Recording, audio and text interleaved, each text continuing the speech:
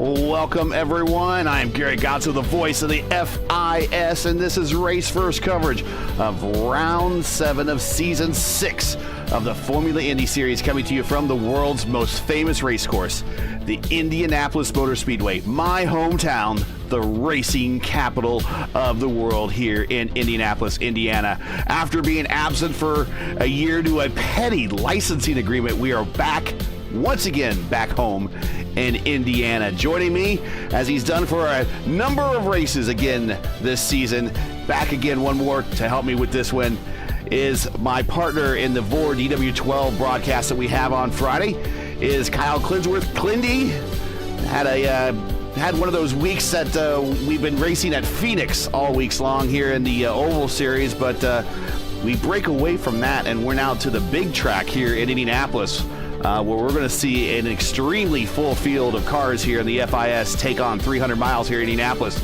And because it's 300 miles, it really takes a lot of the fuel mileage questions out of the equation. It's 30, 30, 30, 30 to get you home. Problem is, Gary, if you're in the lead and you're full push, you can make it 29.8 laps on a tank of fuel at 18.5 gallons. So you need to save just a hair to make 30. Just a hair. Just a hair. Well, we are watching qualifications. They are currently doing 4-lap qualifying, which should probably throw my new overlay that, as you see there, going on. We have about 6 minutes and 27 seconds here in qualifications. And let's see if we got anybody going on here. Here's Gianni.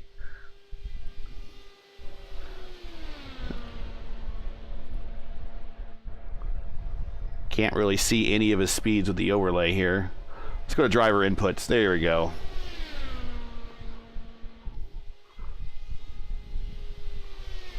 A new overlay we're kind of debuting here. It's a little rough on the edges.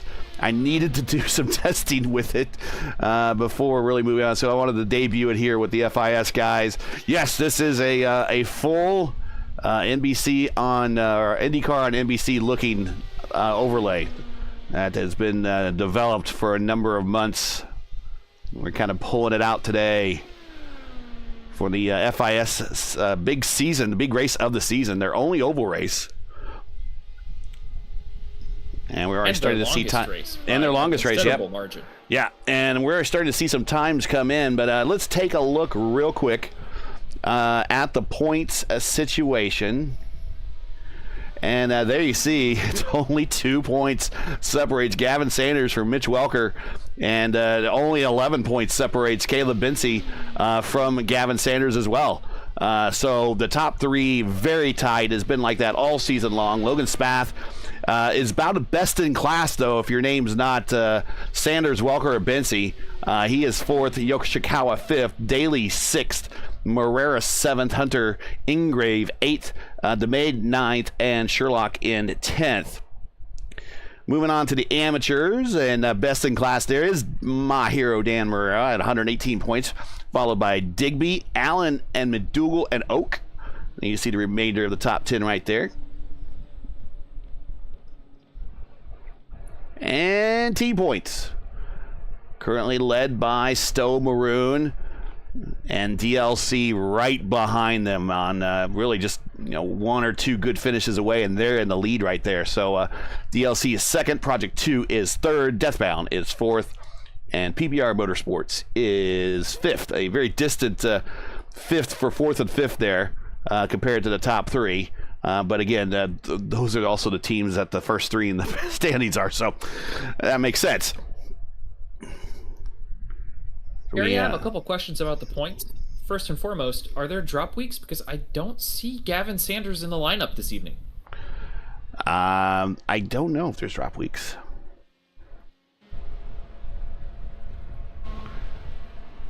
And that would be critical to the points championship if he was not here. I think there is. I think there is one. Watching what AJ a week to take a drop. Yeah, watching AJ Digby, who just put it 2nd on the grid. Here comes Indica Scarlet.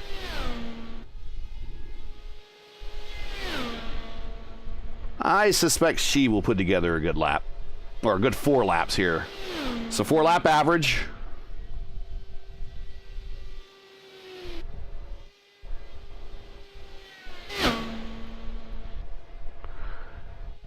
Here she comes in the 3. Into the short chute. Right at you at home.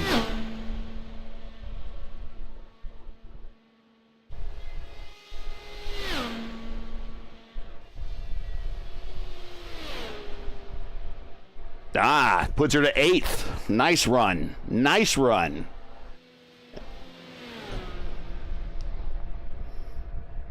One 1,000th of a second behind Dakota DeMade.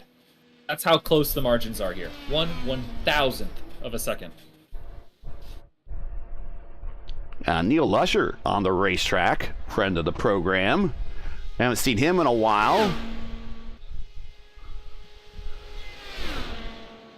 Breaking out the Indy-only entry.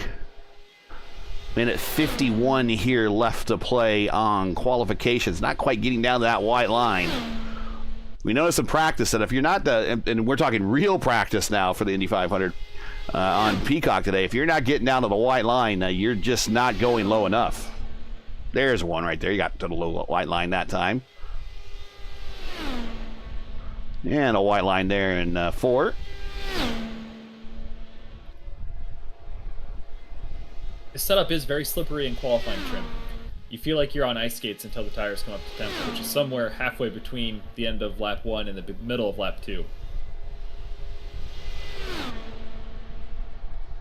We can't quite get down to the white line there in 2. New overlay doesn't give me weather information. We'll actually switch back to the old overlay here in a little bit. Just kind of wanted to test this one out, see what it looks like. Looks really good.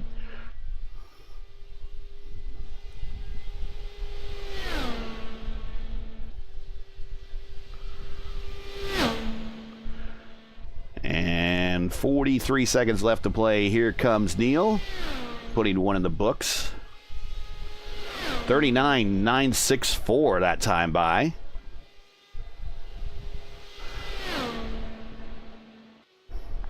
And because we don't have any conversions to mile per hour, I told the overlay developer, I said, I gotta have my conversions to mile per hour so I can put everything in perspective for everybody. And it didn't quite make the first build.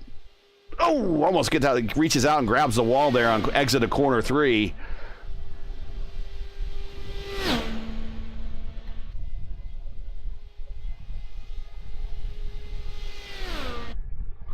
And we're time to go racing. Although, are we doing a warm-up period here? Yes, I think I think we're doing a 5-minute warm-up. Okay. So,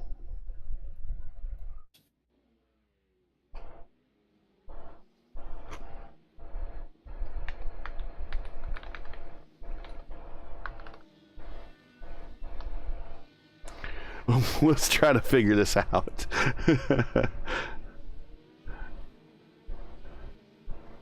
Let's hide that. Let's hide that. Let's turn off the driver inputs there, and let's bring in the starting grid here for the Indianapolis 300. Let's see what the starting grid graphic looks like.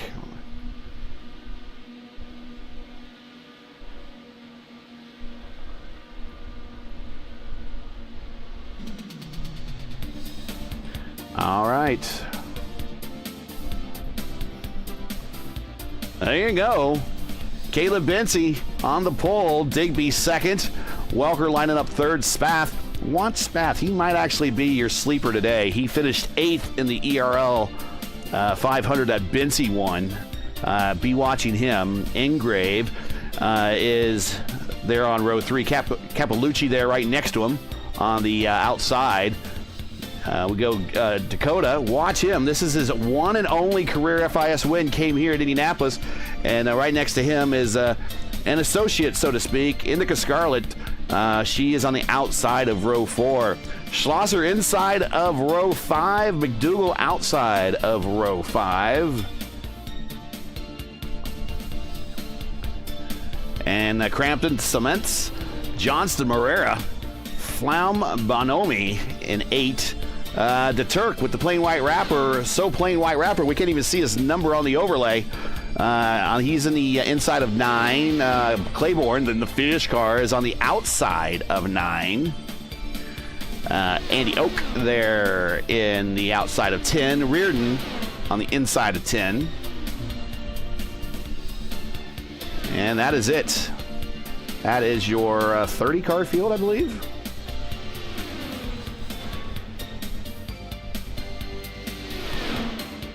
There are a handful of drivers that did not post time who do not show up in the starting grid. I believe they are Nagasayo Vishawa, Sebastian Gianni, Griffin Yellen, Alexei Sevelev, Hayden Herman, and Drew White.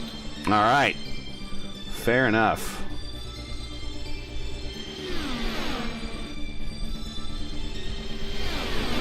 All right, let's I like this overlay. It looks good. But let's get something that's a little bit more useful, shall we?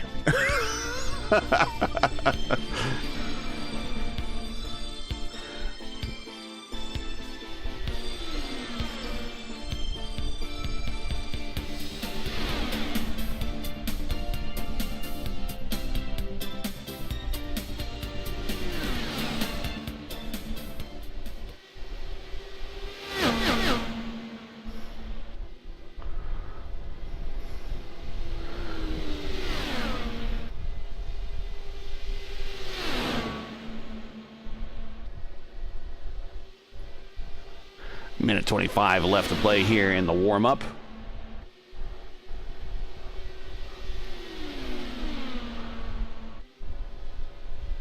We'll get you some speeds here. 221 for Oak there to open for practice. Give you an idea of this older overlay here, which does a pretty good job at what we're wanted to do. We can look at the standings for the grid here, and we will actually get Caleb Speed 227.905, Digby 227.6, Welker 227.6, Logan Spath 227.6. I mean, look at these 227s. I mean, it's all the way down. This is pretty amazing. Finally, we leave the 227s, and we're getting into the 226s at about 15th spot. Although I don't know how Flaum is lined up 15th, and Bonomi is lined up 16th with a 227.2. That's for that overlay developer, I guess. The Turk there, but you see, just giving an idea of speeds going on here. And then those that didn't line up or didn't qualify due to whether it be penalties or whatnot. Gianni, Griffin Yellen, Sevelev, and Hayden Herman. Don't forget Drew White. Drew White is a ringer on the oval. Well, he will be attempting the worst to first challenge today if he grids up here prior to the start of the race. Starting shotgun, maybe he'll end up on the podium. All right, and we're going to get a full lap here as we do a pace. And Nate the Great is in chat. Shame he's not out here. Nate, if you take a look here, we'll bring this graphic back up for you here. Get well soon, buddy. Yeah, there we go. You will see very shortly our message to you that everyone else is carrying on their cars. There you go. In the overlay.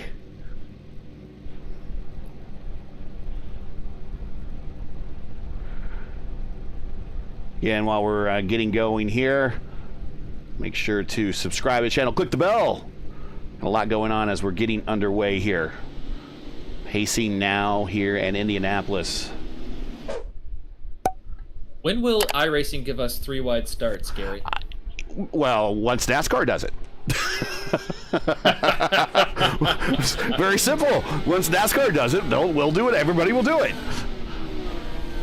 I'm surprised that IndyCar is not locked to doing 2 wide restarts and picking lanes. And of course, you know all the stats. They've been long drilled into our head here at Indianapolis. A single unofficial lap time, 2:39.260, set by Arie Luyendyk on Fast Friday of 96. A single official qualification lap, 2:37.498 mile per hour. Arie Luyendyk on day 2 of quals. That's why he is the fastest qualifier, but not the fastest pole qualifier. News and film at 11 on that one. 4-lap official average, 2:36.986 is Arie Luyendyk. Of course, for the pole lap, 4-lap record for the pole is Alex Palou, though, 2:34.217. The official race lap, Eddie Cheever set back in 1996 with those big old Menard V6 turbocharged humps that they carried on the back of those Lolas, 2:36.103. And the official race record just set not too long ago by Helio Castroneves in 2021, 190.690. Of course, you know the names on the Mount Rushmore of Indianapolis. Foyt, Unser, Mears, Castroneves. Those are your 4-time winners here at the Brickyard. Coming to the green flag.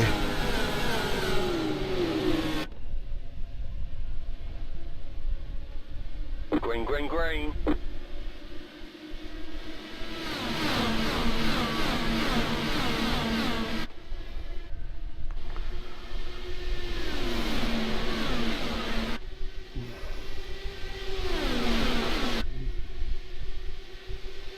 Pretty orderly start for our 30 drivers on the track today. Yeah, very well behaved.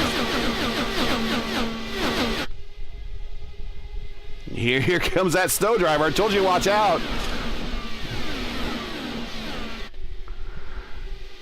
He's getting stuck out to dry there.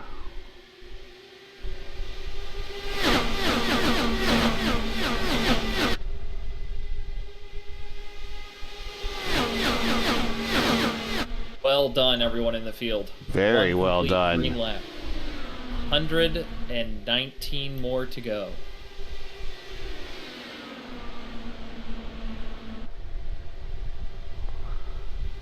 Capellucci taking a peek to the inside of Logan's path. Logan was taking a look there on turn 3 on lap 1 and just could have pulled it off to get a little freight train.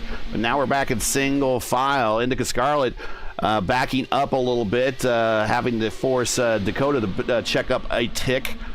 Dakota's going to get a run down the front straight here. We'll see if he stays tucked in and work on that fuel mileage, or is he here to race? McDougal's here to race. Oh, pushing for it. Yeah. Oh, Schlosser, he's here to race too. He's going to get that position. They're going to race each other down the backstretch now. PJ Crampton thought about 3 wide for about a quarter second, then thought better of it. Matt Johnston there looking to capitalize, but nothing realized. Indica trying out the high line there through 4. She'll build a run down the front stretch here, but stays in line. Reardon and Bonomi, for 17th, a little bit further back. There's better back to single file again. So some 2-wide racing back there. Drew White already up 5 spots. To nobody's surprise. Car airborne flipping. Oh my God. Oh no. There's 6 of them. Oh wow. Just as I cut the camera. Oh my God. Wow. Kyle Allen. Wow. Alexei Sevelev. I don't know who all was involved, but holy cow. Just as I changed the camera, there is a car going into orbit. I think Griffin Yellen got through unscathed. I don't know where that happened. We're going to have to search it out a little bit here. Holy mackerel. Let's go back to live television. Let's do some replays here. Okay, so Drew White. Fabian. Yeah, Drew White, Fabian Saavedra. Let's look there. Oh no. Is it what I think? He did what Ericsson did today. And then he clipped the concrete on the rumble strips. And Andy Oak became our astronaut.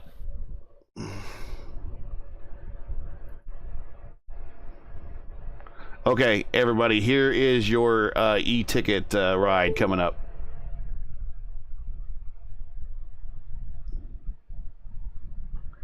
Hang on, here we go.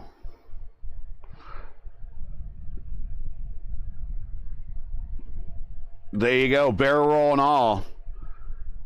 If he has a logbook, you should log that flight time. Wow. Wow. Yeah, Saavedra clipped the concrete and then just was stuck in the arrow wash of Nick Goyette right in front of him. Didn't have a chance. And you have to totally bail out of the throttle.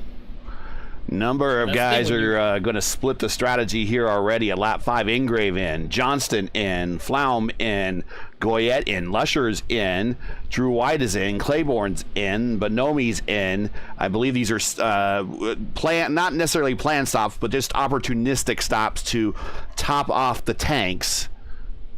There are no, I don't think there's any tire limits for the oval race. So they could throw on new tires if they want to.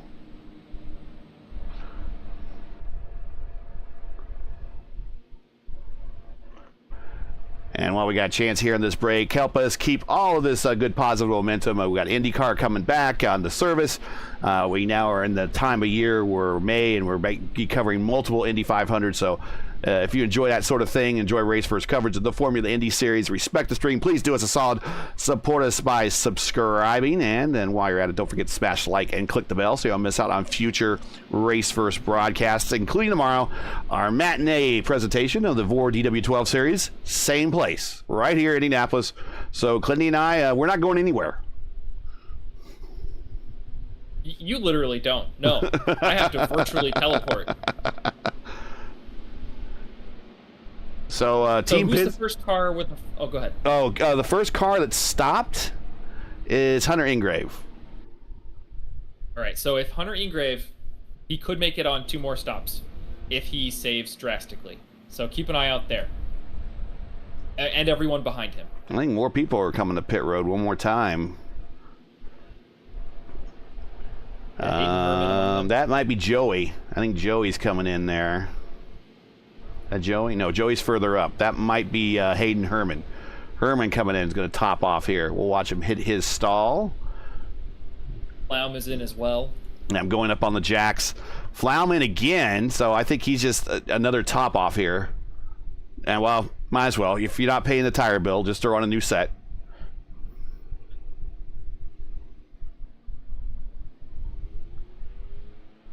So I really think they can, if they aggressively save, they can chop us a stop away. They'll beat everyone by 1 stop. If it goes green from here, which I don't believe will happen. Nate says, you never know. Nate says, what a crash. We got Goodleaf says, go Scarlett. Hey, and we're rooting for Scarlett too. I am always rooting for Scarlett. She is up to 6th right there. Yep. I love being a race fan in the month of May, Gary. Don't know about you, but I love it. I love it. The biggest, fastest track in IndyCar doesn't get more badass than this. So I read an article today that IndyCar says for 2026 expect some big changes to the schedule. So I don't know what that means, what they plan on adding. I was kind of pithy back to the guy that posted it on Twitter, and I said, it's going to be a second race here on the oval because nothing's sacred anymore. It'll be the Indianapolis 750. Green flag, Bit of green accordion flag. here on the restart. Couple of people passing to the inside. Sebastian Gianni may have a black flag. Drew White really took the opportunity there. He's passed a few cars already. Yeah, him and Lusher showing those. Cody Claiborne. Cody almost get into the back of. Is that Zach? I think it is Zach. So Cody has to check out a big time. It's going to cost him a lot of momentum. No, it's not Zach. That's Goyette. Sorry. But it's going to cost him a lot of momentum. But Drew White and Lusher, these are old ringers from the RIL, the Revolution Indy League that we used to cover. And they would show up for those oval races and normally excel. And Drew White, I'm not sure who he's driving for. Is that the Mad Work Squad? I think it is. He's got graphics on his car. Leaders Welker now over Benzie, Digby, Spath, Capilucci. Looking at the inside of Spath. Oh, check out Scarlett on the outside. She's going all New Garden on the outside. Somebody's got to. Oh, yep, you're right. Gianni coming to pit road. Yeah, and Claiborne did as well. He was missing his. And it right looks front. like Goyette also coming to pit road, so there might be 2 penalties there. Meanwhile, back at the front, Indica on the outside, using the outside to get the spot, move Indica up to the top 5. Inches away from the safer barrier on the exit of 2. She's Look at going this on the where outside no one of else Digby. dares. Digby, it's like, okay, the second lane is open for business today, boys. Green light means go, Indica. Bring it to the front. Because the girl is eating you up with it right now. I love it. She's not done. She wants more. A couple of copycats back in the field trying to follow the path that she has forged. Well, that's the thing. I mean, you see 2 cars doing it, but if you're not used to doing it, we see some jockeying for position in the back there. If you're not used to doing it, what happens is the racetrack runs out of room really quick up there, and you smack that wall because it comes up and greets you faster than normal. And one little tap like that here. Oh, here's so Crampton and fast. Schlosser side by side. Woo, that was real close.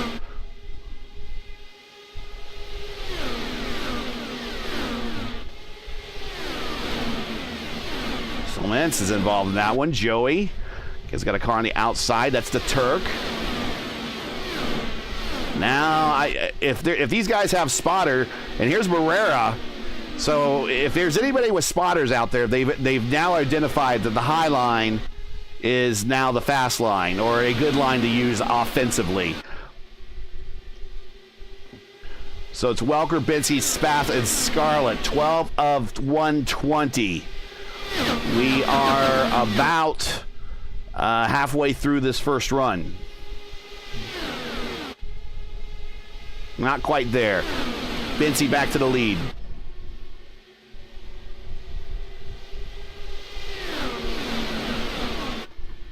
Of course, as you know, not gone yet. oh, Welker almost getting to the wall, but he gets good recovery, does a switch over down the back straight.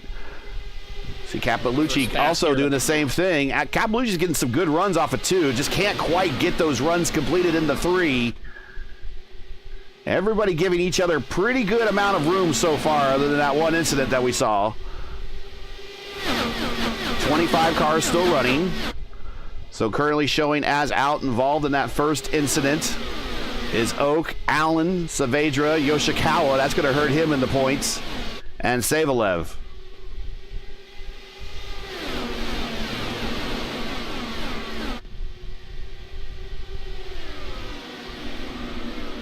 Dan Marrera up to 12. Dan Marrera up 2 spots. The Turk up 6. Indica Scarlett up 4.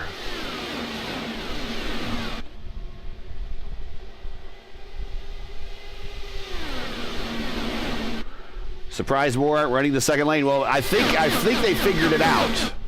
I think they figured it out.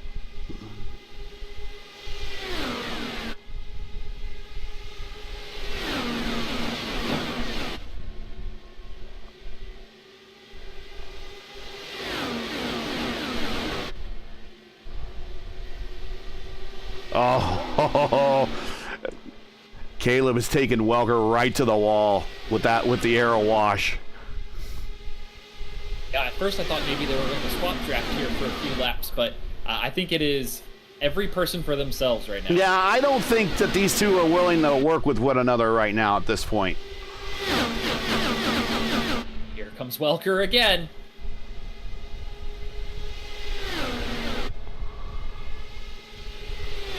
Of course, Caleb, about a week ago, last Thursday, won the Elite Racing League's Indy 500 here by 0.004 seconds. Over RM3 himself, Robert Malechka, and Brophy was back 1.21 seconds. It was an incredibly close, criminally close finish there. Here comes Scarlett on the outside of Spath. Spath better be looking on the outside because Scarlett's going to take it. Here's the inside in the one. Benzie back to the lead.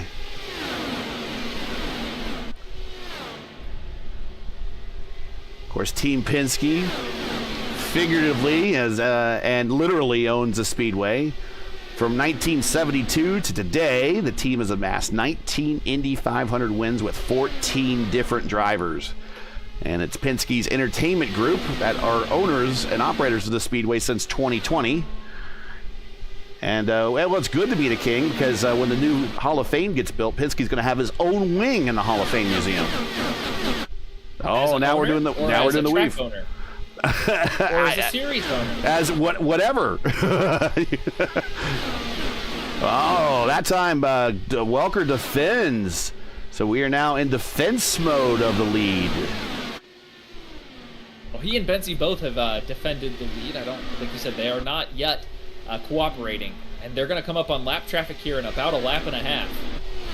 That's right. We got Goyette, Gianni, and Claiborne just in front of them. Goyette's 2.8 seconds, and Gianni is 9.6 seconds in front of these guys. Let's do this. Let's. I think the best seat in the house is Indica Scarlett. Let's ride with her. Gary. Oh, look at that run. Look at the run. Scarlett on the outside. P3 for Scarlett. I don't think Spath knew she was coming. Just all of a sudden she was there. Griffin Yellen with the purple lap with a 40.471. And we see Indica just cracking the throttle. Going to get a bit of a run here down the front straight. Look at her, just a half a lane off the bottom, getting clean air on those front planes. Down the front stretch in 6th gear. Rolls out of it. It's going to stay in 6th gear. The draft has pulled her right into this battle. Cracks out of it a little bit. Probably doing some tool adjustment on the weight jacker or the roll bars. Probably going to be very hard to gain here as they've caught the lapper's draft envelope.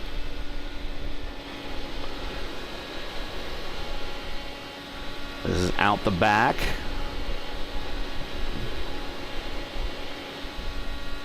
Back up.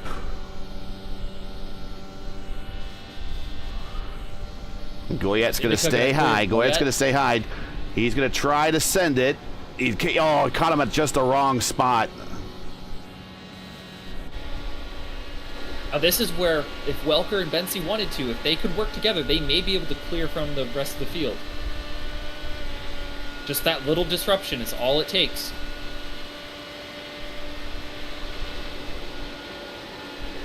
I don't think they've got enough space on Indica, though. I think she still has their coattails. Yeah, you see Indica's only 5/10 back from that, clearly in the draft envelope, and what's going to happen is she's going to get it right back on the straights.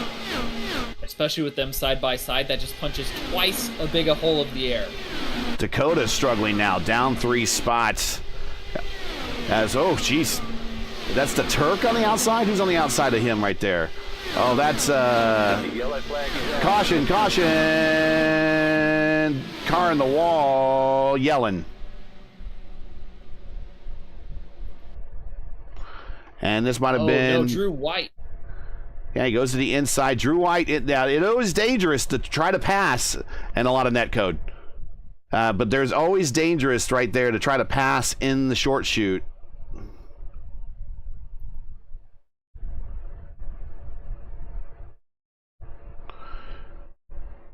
Because sometimes they don't know you're there. Let's take a look here. Here's Yellen. So he's gonna he's gonna get down on that concrete. That's not going to help him very much. And that just enough to slow him down. He's going to have to his inside. We don't really see there. I think pit road's about to get very busy. Yeah, that's exactly what happened. Here's White getting a good run. Just he hit that rumble strip concrete area again, and I don't think. Oh yeah, net code there. There's at least a wheel width before he would have hit him, but the predictive code said there was going to be contact and kicks off a spin. So we are now on our second caution. And I'm not sure what damage he might have, but he will probably hit pit road. I think everybody's in pit road. We're about at the end of a run. Now, maybe those further back, like Ingrave, Johnson, White, Lusher, I think White's going to have to hit pit road possibly because of damage. But those other guys might stay out. So we do see some staying out. I can't endorse staying out here. Even if you pit on lap 5, I know the window's not open yet, but your fuel fill is going to be so much longer than everyone else here on pit road right now. You're going to lose 10 to 12 positions. Yep. Goyette makes sense because he's taking the wave. Who's the other one? AJ Digby. Digby is staying out for the lead and track position. He's been in the top 5, in the top 10 since the start of the race. He's not been struggling, but I think maybe he just wants to try things with the fresh racetrack in front of him. I'm not quite sure if that's a good plan. He's probably banking on another caution so he can hit pit road one more time, or hit pit road and then make his first stop. Then that's what I'm trying to say. Is it possible that AJ Digby and Nick Goyette don't get along, and AJ is staying out so Nick does not hit the waiver room? That is awfully petty. Welker is out in front of Caleb. We'll move Welker up to second there. Here's Caleb. Indica 4th. Spath 5th. Capalucci 6th. Great run for him. They're in that Vision Sport squad there. TJ Crampton in 7th. McDougall 8th. Schlosser 9th. The Turk. And the plainish white wrapper still. I think he actually has some writing on the side. What's he have this time? iRacing. Well, we want to thank iRacing for reaching out to his sponsorship team and putting their name on the side of his car for the biggest race of the FIS calendar. Dakota DeMay down 4 spots to 11th. Not sure what got going on there. Again, it's not necessarily always a problem, though. And remember that from our coverage of the ERL 500, we saw Robert Malechka fall to the mid-pack. And it very clearly turned into a strategy call there. Dan Marrera up 2 spots. A lot of the amateurs showing well today, including Digby as your leader.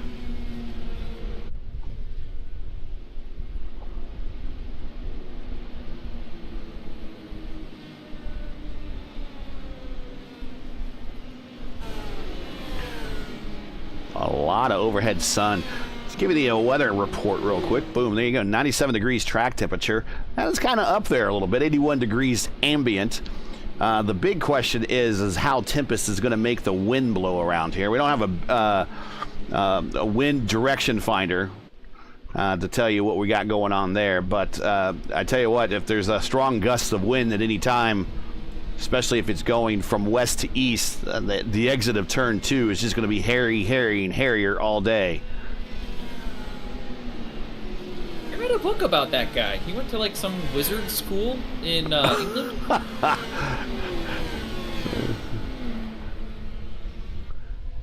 Now, honestly, I think Digby can maybe go 7 to 9 more laps on this tank of gas, depending on how much he was saving under caution and those last few green flag runs. So I would expect to see him hit pit road in front of the field here very soon. Mad Mike kind of echoing what you said a little bit earlier. Green flag, green flag. We're back green and a good jump for Digby. Oh, Caleb looking to the inside of Welker. Getting a good run. Not going to be able to get that position. Right now, though, Goyette is kind of holding up those two. Welcome to the inside, going through the short chute in the 2. Clears him. Here comes Caleb with him.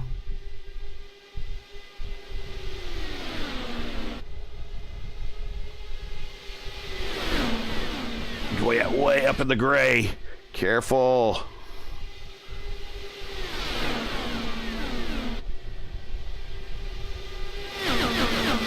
And now Indica is going to take on Goyet's position here. This is just for track position. Digby now the leader, and he did lead that lap, and he's got Welker in tow. Goyet coming along strong on the high side. He wants to get back on that lead lap, and that's kind of one of the things that with AJ staying out, and he was stuck behind AJ. He could not get the wave around, get back on the lead lap. So he is very motivated now. The fact that he did not stop to get around these guys. Sometimes when you're playing around the leaders, sometimes things happen that we don't want to have happened. And so where do you draw the line? Obviously, you want to keep the leaders in sight in a very close proximity, but how much you want to race them to get your lap back? If I were Goyet, I would not have yielded position to Welker and Bensi when I was behind Digby. I knew Digby would be coming to pit road soon. I would have fought tooth and nail to stay second right behind him in his wake. But Indica's here is going to get a big run on the tie side, but no draft going down the backstretch, so nothing working. Yeah, I could have had his kind of pseudo teammate Bensi pop out and lend a hand, but nope, she's going to go on the high side because why? That's worked all race long. And this will give Indica the slipstream down the front stretch while Goyet is now forced to the bottom lane.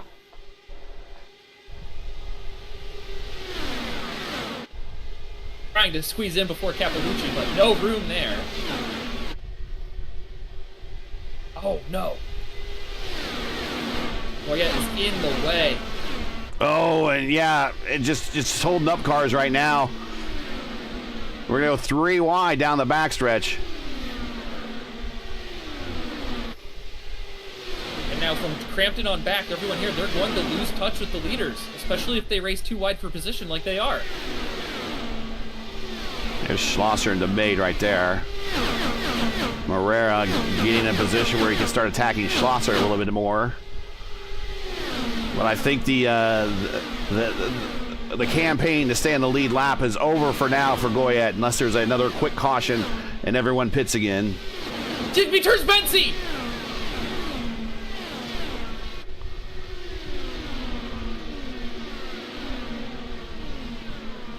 Caleb Bensi saves it! No damage!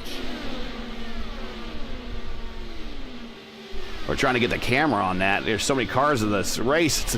Camera switches are really hard. Let's see what happens there. Digby right there behind him.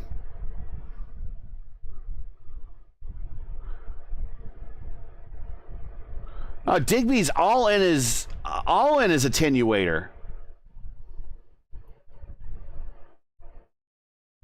And now he almost got ran over by Crampton. Digby is in the way. His tires in the draft being hot and worn cannot keep up. Watch this. Yeah, he is all up in the attenuator.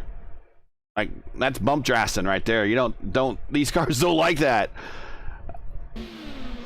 All right, well, we'll see. But now Indica Scarlett is now your leader. We missed that pass for the lead as we were watching everything unfold there on the replay. As Digby now is falling back. He might have nose damage. Here's Spath for the first time to the inside. Spath to the lead. I told you, watch him. He's going to be a dark horse. Finished 8th in the ERL 500. We know he has pace. Capalucci in 4th. Now he is with this pack. This top 4 kind of started breaking. Dan Morera. De Turk, 5th and 6th. I think Dakota's recovered a little bit back. He's recovered to at least where he started.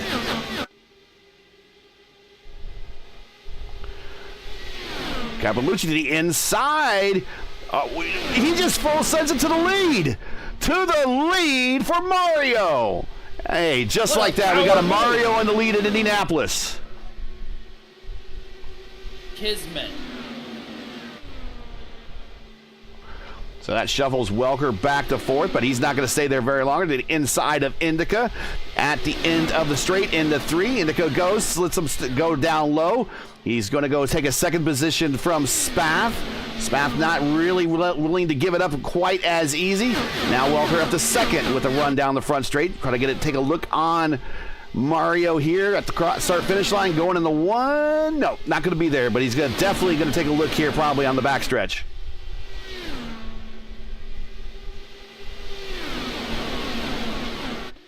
Welker does something very, very well. He can manage the gap in the tire tracks of the leader better than anyone else I've seen so far in this race.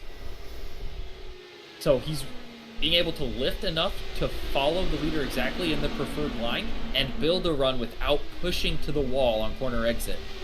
Suffering from that dreaded arrow push is something Mitchell Welker seems to be immune to. Neil Lusher with the purple lap of 40.389. Watching from the high turn 1 grandstands there. And then high in the short chute. And at the base of the mountain, Caleb Bensi has recovered and caught the draft of the back pack, put 3 or 4 of them behind himself already, back to 17th, and if this race goes green, do not count him out. Oh, no way. He is far and away the... Yeah, no way. Do not count this guy out if he's rolling. Oh, he's caught Digby. Will there be drama? But he's not going to give Digby any inches, and he did not there.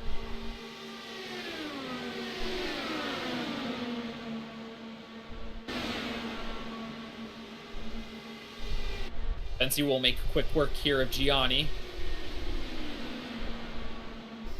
Thought about a crossover and thought better of it. Yeah, and also, I've got to realize when you now have Bensi around you and you haven't seen him all race, you got to go wonder what's going on. You got to also assume he's seeing a little red at the moment. Back up front, Mario still leads. He's pulled away a little bit from Welker because he's had the aid of a lapped car. Bonomi is in front of him, so he's getting that draft. Going to get the draft down the front straight to the inside. And now he's going to have a little bit of a barrier between himself and Welker. Not much of a barrier, and certainly not one for long, as Welker down low in the entrance of 2, through 2, right in front of the Swedes, gets the position. Bonomi stays out of the way, but up in the gray, causing a little bit of scurrying in the background. Scarlett getting a run on the inside, bringing DeTurk and Dan Marrera up there. I don't think Bonomi or DeTurk was expecting Bonomi to go that low in the corner. He had to check up, and that's now checked up everybody in that group. Here comes Marrera now. He had to check up. Here comes DeMade. He had not had to check up. He's got his foot in it. Crampton, Schlosser, Reardon, all tied up there.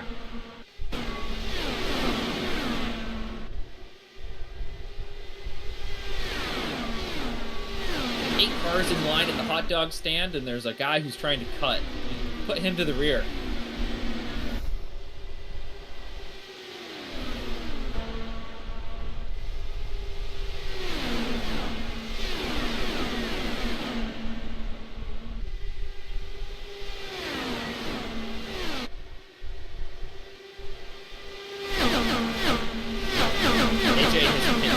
And a new wing, and he is apologetic over comms towards Caleb. Definitely intentional, but that doesn't stop the bleeding, right? That doesn't stop. No, that's going to be that might actually be reviewed by the stewards. I don't know. That is, I would classify that as avoidable contact.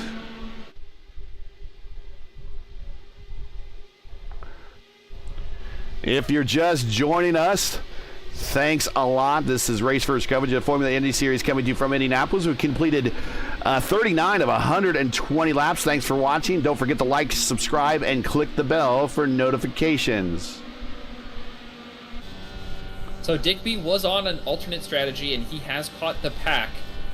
He is one lap down, but he is the first car on this set of cycles. So if he can gain time with the people he's racing with, and everyone else pits, he could cycle ahead of where he was running before, but then we'll need to pit shortly after everyone else has completed their first green flag stop. It's a long way down the road, but something to think about. back up front. There's your leader. And I think we've kind of settled into a bit of a routine here now. Although I'm going to say that, and Welker's going to pop out. I think Mitch Welker's very happy to save fuel here. They were not yet in their window to make it by trimming a stop. The more you save from the lap 22 stop that they made, the closer that window, or the wider that window gets, the easier it is to cut a stop off the end of the race.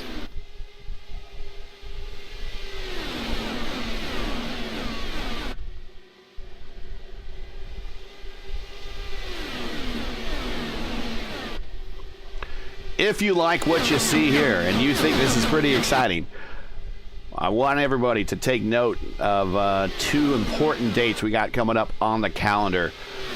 Friday, May 31st, 9 o'clock p.m.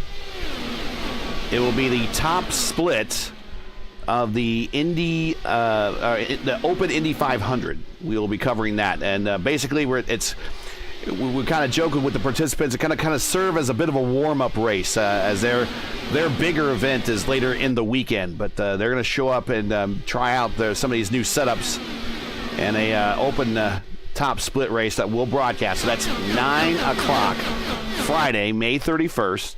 That's 9 p.m. Eastern, right here on RaceVerse. That will be the ultimate warm-up race, we're calling it. The second race, and we will cover the top split of the fixed series. We will cover the 5 o'clock p.m. Eastern time on Saturday, June 1st, top split. And that will be for the fixed series. And that will be our coverage of that. Ooh, got cars just in the back there. It's going wide. There, that is Caleb. That's what I thought. And he's got the 77 coming with him. And He's working to swap track. Yeah, oh, okay, so Ingrid is, I was about to say, racing them pretty hard, but if they are cooperating, then this is exactly what they need to do. Unfortunately, it's not. Oh, contact! Contact! Hayden Herman was just barrel rolling down the front straight with Gianni.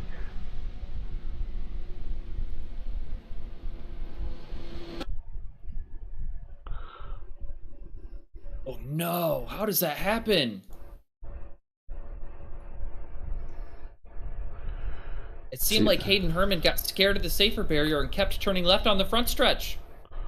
Well, let's watch here is and then a little bit of netcode stuck them together. Oh no.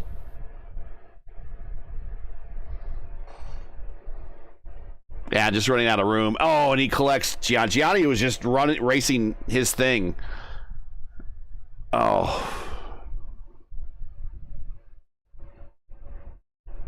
This is exactly what Caleb Bensi needed to see. Well, that's his teammate, one of them.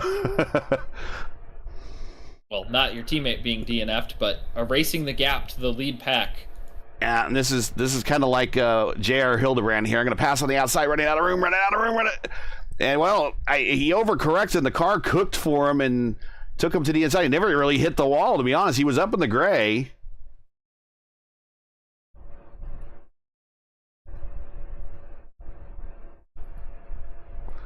Poor Gianni.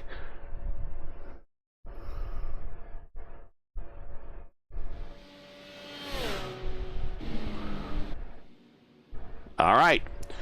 I'm guessing the pumps are open for business.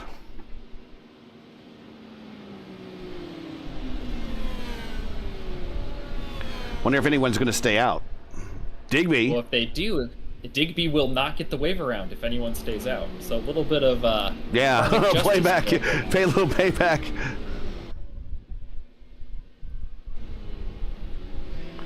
Oh, Scarlett staying out. Caleb Bensi is staying out to deny AJ Digby his lap back.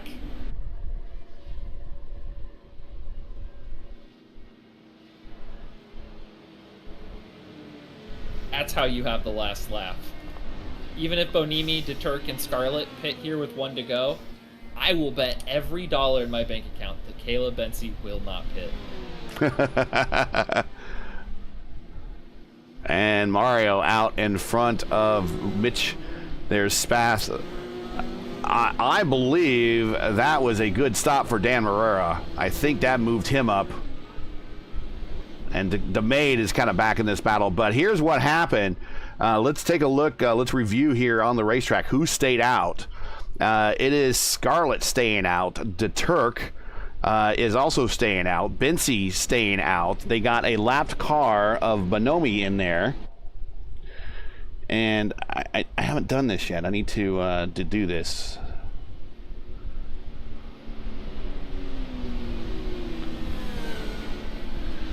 Just drag this across here, and we'll.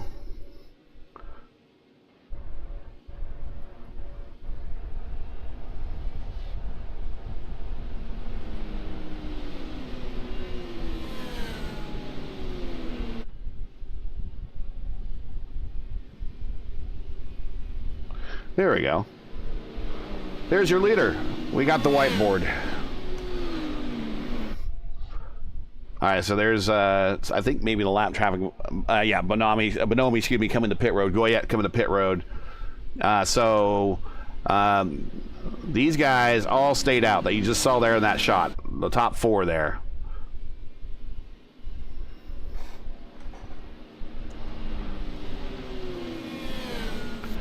And that's the Turk and Caleb and Cody. Well, welcome, Murph. How you doing?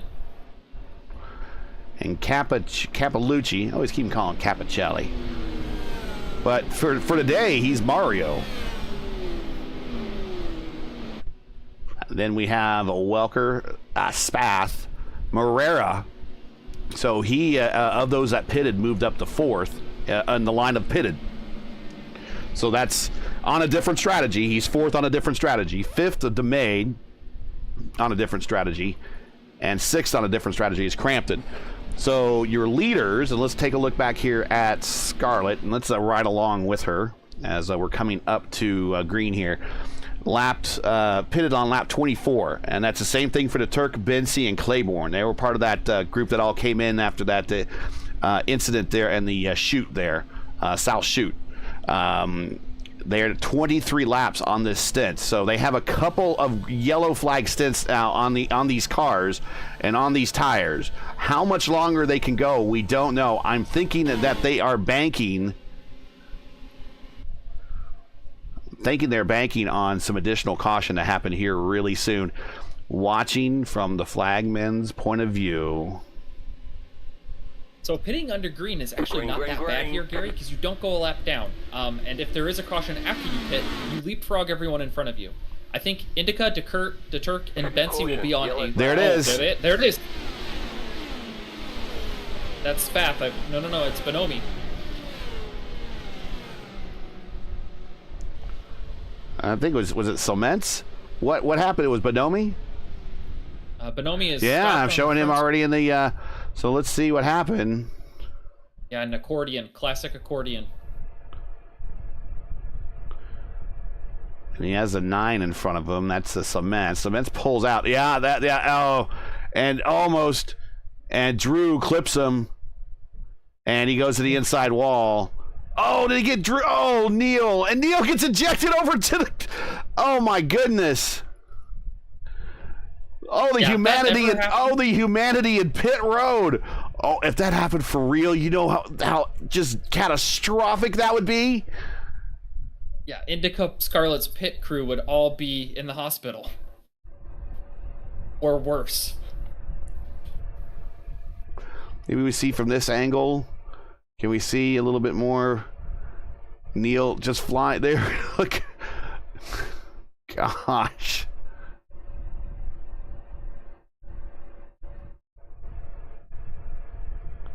Holy mackerel, man. Wow. Thank goodness this is actual sim racing, because you know what, that would be a red flag. The race would be stopped right there. We would be a red flag for an extremely long time. DeTurk coming in. Well, Indica's going to stay out. Caleb coming in. Everybody's coming in. So Indica's going to stay out and go with the gamble. I like it. I think Indica is committed to a full push strategy.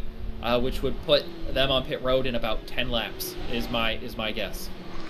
Go girl, go girl, go! That moves Mario now up to second, Wilker to third, Spath fourth, Morera, my hero, in fifth, the Maid now sixth, Crampton in seventh, Reardon in eighth, Schlosser in ninth, and Zach Flaum out of nowhere now is in the top 10. Way to go, Zach. He is in the top 10 here. He is up 5 spots. And Drew freaking White, I told you, man, this guy is a ringer, and he's on that Mad Works team. So they are definitely some oval guys on that team. That's Matt Taylor. Who else is on them? Andrew Marquez, he's on that team. He is up 19 spots. He is our biggest gainer of the day, besides Reardon at 12, Morera at 9, Scarlett at 7. Those are your biggest gainers of the day. We're now down to 20 cars on the racetrack. So we haven't even got to the halfway point, and a third of the field is DNF. Right now, Hayden Herman classified in 21st, Gianni 22nd, McDougall 23rd, Johnston 24th, Yellen 25th, Andy Oak 26th, Kyle Allen 27th, Saavedra 28th, Yoshikawa 29th, and Savalev in 30th. So those that stopped on this time, and here comes Drew White to pit road, possibly to top off.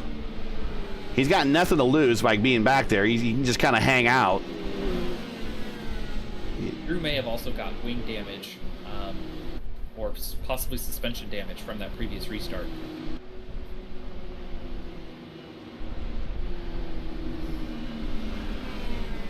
But everything seems straight and tidy on his fuselage. So hopefully that does not stop his march to the front. There you see number of pit stops. Scarlett 1, Capalucci 2, Welker 2, Spath 2, Morera 2. Just about everybody except down the Flaum. He's put on a couple extra set of tires and put his team a little on OT today. He's had 4 stops, but he is in the top 10. That's when you keep topping off that tank. He's just getting bang for his buck. You pay the pit crew, you may as well use them, right? Lush, oh, the humanity. That's right, man. Oh, my God. I've never seen a car shoot. I've seen it shoot over the fence, but I've never seen it shoot to pit road over into the gas tank area.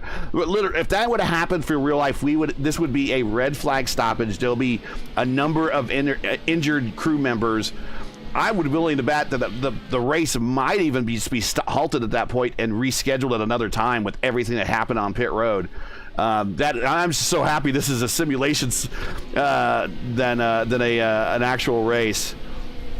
Yeah, I think the race would be called. It would not continue. I think it would be a tragedy for IndyCar. Oh, more games on the restart. Oh, no. Green flag, green flag. IndyCar's doing nothing wrong, but just the nature of these long straightaway starts. Well, everyone wants to get a jump on everyone else. And remember, when we cover another league, we cover the VOR League, the Velocity Online Racing League. And what does their rule say when it comes to restarts? Don't go on the flag, go on the car in front of you. That way, that avoids the accordion concertina restart, as some of my Mario just giving the Brazilian slide to Mitchell there.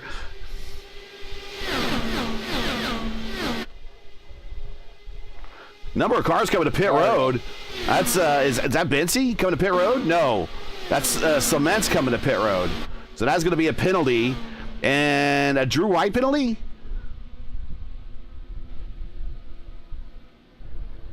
I would believe so. I believe Drew White got a black flag on the previous caution for passing before the start-finish line. So I think it's just a drive-through. They need to get hustling. So that pack is coming. They'll get out in time, and then they'll be able to help each other. Now, Indica's got to hold on here with those older, hotter tires for just a few more laps. 6 or 7 more laps. and then she can push to the end. Yeah, she is in 4th. She has fallen back, so we've had the pass for the lead. Welker now and Mario are fighting it out at the front. Spath just sitting there lurking all day long. I haven't really seen Spath, other than right at the start, go really offensive here. He's been very, very neutral, very defensive, but not very offensive. So I'm just wondering if he's biding his time. Dan Marrera on the high side. Look at these two, Marrera, DeMade, and we got Indica Scarlet there. Crampton wants a piece of the action, too. They're going to try to close up here to the lead trio and dispose of Indica quickly. Oh, Mitch Welker blinks out. He did not... Okay, he's still here. Oh, he blinks again. Stay with us, Mitch. Stay with us. DeMade looking for a shot there. Was that Reardon? Schlosser.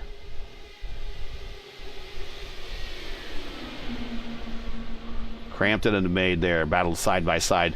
Crampton using the high side, so he's decided that the high side is back open for business. So did Mario. He's making a move on Welker on the outside down the front stretch. And yep, and then we see a large number of these cars sporting the Get Well Soon Nate.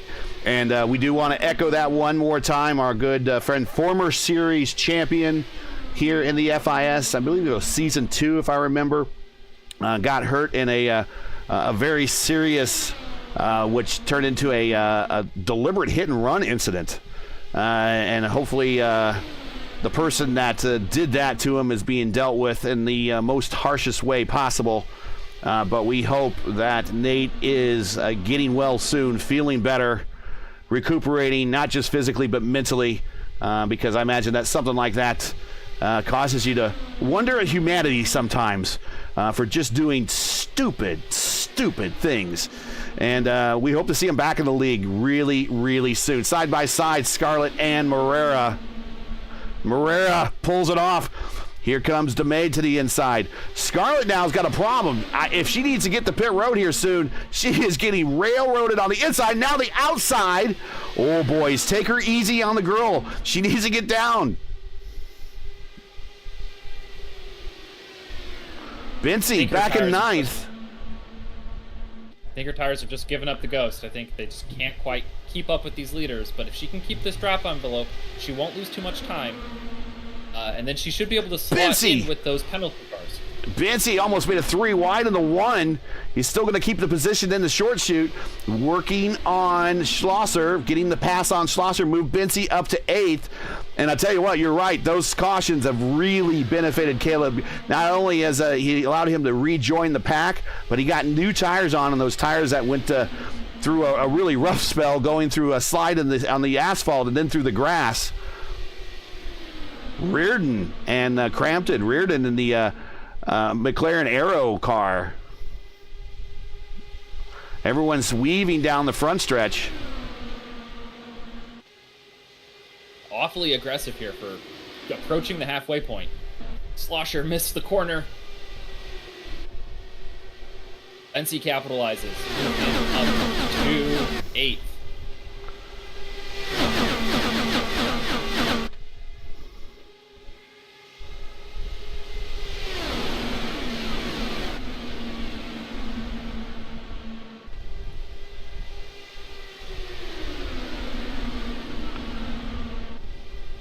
Mario keeps making that high side work on Welker without the draft. He's pulling up side by side, unassisted on the outside lane. Oh, power move. DeMade. DeMade. He thought about it. And this is an opportunity for him to get his second career win in the FIS. His only win is coming here. So we got a bit of a, what do we got? 10, 1, 2, 3, 4, 5, 6, 7, 8, 9, 10, 11, about 13 car lead pack there. Now, Indica Scarlet, Cody Claiborne's the last car. Nope, Ingrid, 14 car lead pack. And then we got a little bit further back. There's Drew White and Clements. They're just trying to recover. They need a caution. AJ Digby, there he is. He is 2 laps down. Goyette is 2 laps down. I think Lusher's done on pit road. He's still showing as logged into the game right now. And same thing with Bonomi. But let's get back here to the action. Welker to the lead now. I would not be surprised to see Indica pit in this lap. Bency with the purple lap. Set a couple laps ago with a 40.269. We'll keep an eye on Indica, see if she makes that turn to the left side down pit road. Staying shallow, and she is. No speeding penalty. She'll be in good shape here. Just a nice clean stop, and then if she can come out with those penalty cars or reasonably close to them, she'll have draft help to not lose time on this lead pack. And this is a real good close to schedule stop. It's 30-30, so this is after this one more for her, and she is home. The rest of the leaders would have to save aggressively to make it on just one more. Or, yeah, excuse me. Let's see where Indica pops out. She is rolling through the short chute now. The leaders are quickly coming up on her. She needs to go. They got 6 seconds behind her. So she's going to come clear. So next stop for her should be in the 90s, somewhere in there. These guys, all 17 laps with their current stint. So they're halfway through. They all pitted on lap 46. So 46, that should put them around 76, give or take. 76 to 80. Let's call it like that. About 80 laps.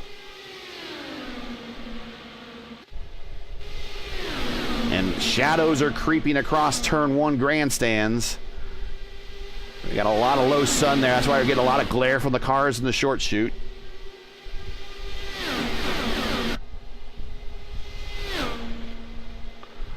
Dakota taking a peek. I'm not sure what he was taking a look at, but he took a peek.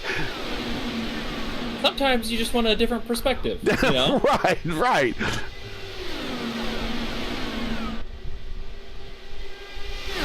Very orderly front pack here.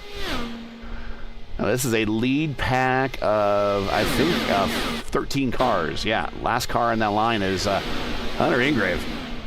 He was probably getting a lot of fuel saving back there. Barrera Crampton moved Barrera up to 4th. My freaking hero on the move. He's behind the lurker Spath as Mario pulls to the inside with a lead from Welker.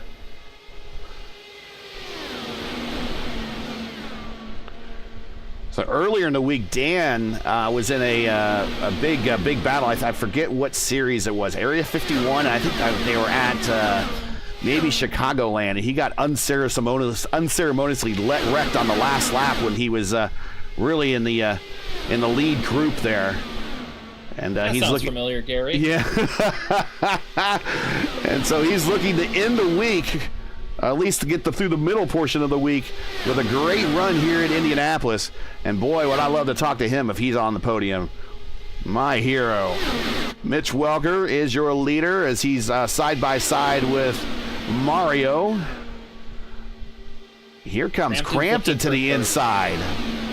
Crampton sporting that Get Well Nate sticker that you see in the corner of our screen. And he just does a Brazilian slide right in front of Moreira. That's the Brazilian clear. Moreira might even have to crack the throttle on that one. He kind of loses a little momentum. Here's Bency. Bency's now up to 6th spot, and he's right on the tail of Moreira. Tell you what, let's have some fun here. Let's ride around with Bency. He's not saving. Take a look at the inside. Here he comes. Setting up Moreira.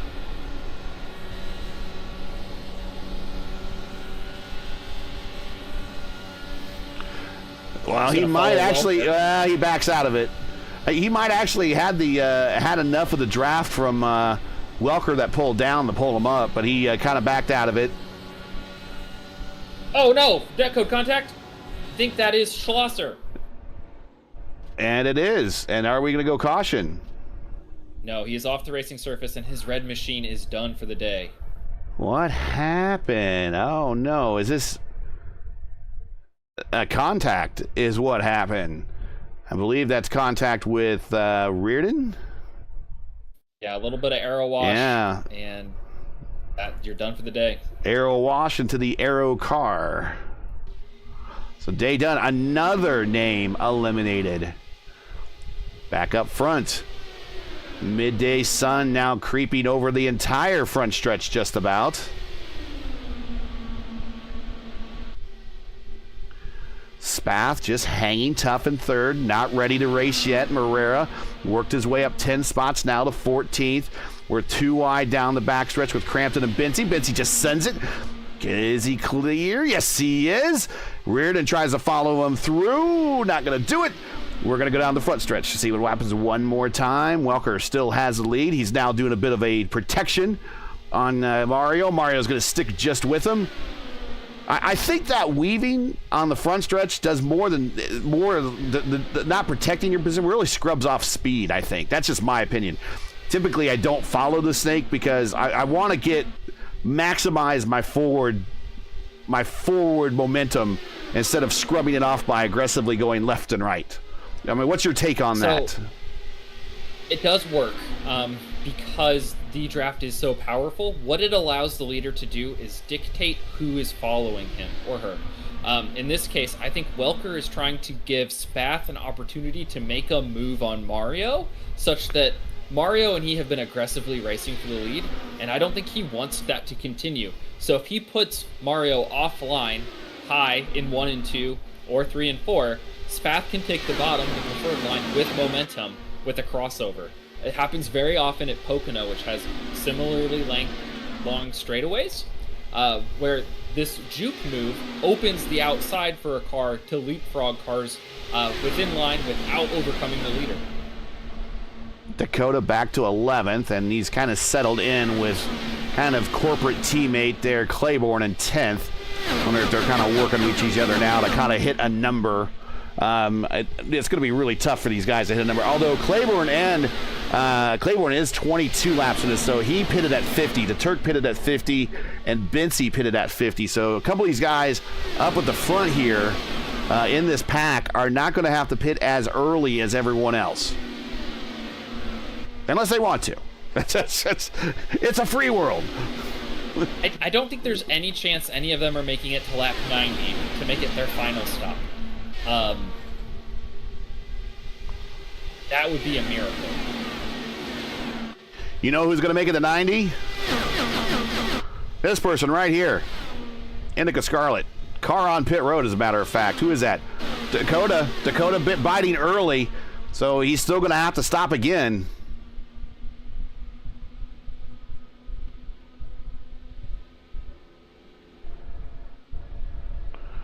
Indica has not yet fallen into the hands of Mitch Welker, but she is getting closer and closer. Up on the jacks, we're watching the stop here for Dakota, getting a new set of Firehawks slapped on, down and away. Nice stop for Dakota, 8.4 seconds. That's full tank and four new tires as he gets passed by some of the guys further on the back of the pack. Maybe he can catch and use those guys to catch back up. But Indica will get back on her as she is now catching Dakota, which might be a good thing for Dakota because these two aren't kind of work together as teammates. And that might actually work well for Indica, as a matter of fact. It might extend her last. It might extend her last stint if she could draft off Dakota and pull her away from the action behind her, because she is only 3.6 seconds away from going a lap down. But I'm not sure if the leaders are going to catch her before they have to pit. They will not now because she is caught delayed. It was going to be very close before.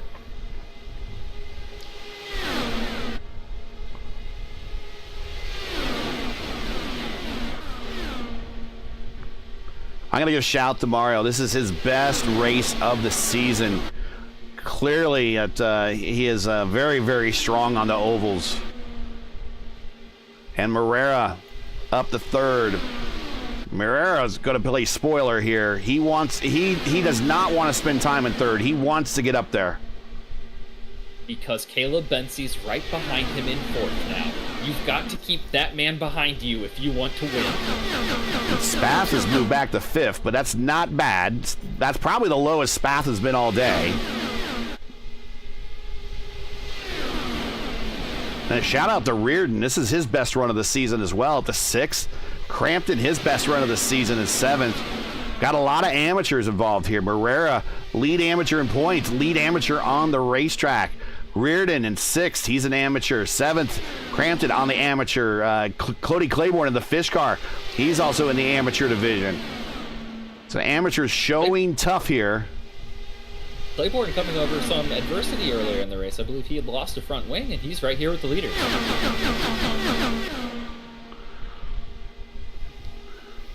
Marrera thinks about it every lap.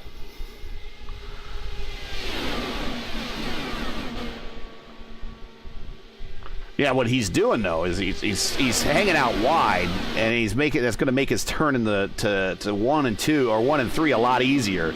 Well, now he's following. He's going to make me look bad there. Thanks, Dan. Now he's going to pop back out. Now, see, he goes out wide for everyone else there. I think he does that to also protect his position. He's got 2 teammates on his 6. That cannot be fun.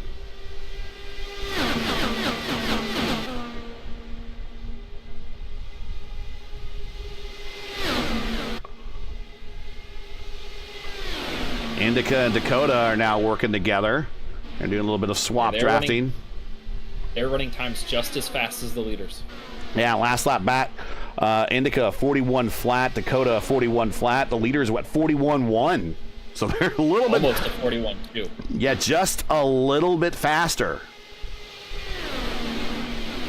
Welker is pitting this time. Okay, so we're going to see Welker this time.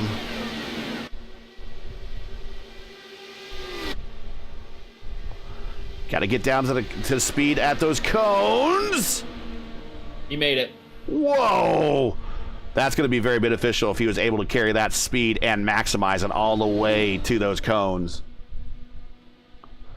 So now we need to see if Scarlett comes out in front of Welker. I don't think that's going to matter because Caleb Bensey split them 3 wide for the lead. Yeah, I don't think it's going to matter anyways because I think Welker's still going to have to stop again to make it to the end. Yeah, everyone will. But Bensey now has control of this race.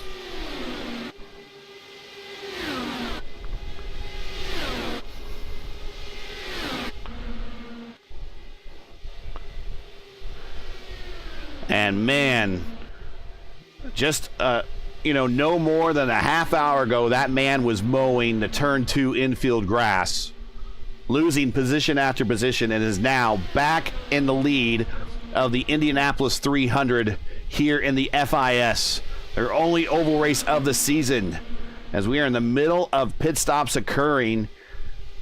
And a lot of these guys are going to have to do one more stop unless there's another caution, but they're behaving very well. Here comes Mario. Here comes Reardon. Reardon, good. Ooh, did Reardon speed?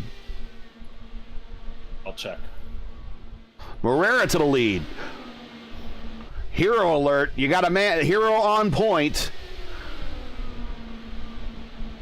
Can he hit the superhero landing, though, and get this win for him and his 4D team? Here comes Caleb to the inside. Here comes Logan to the inside. Not going to get that position as Marrera slams the door. Crampton right with him.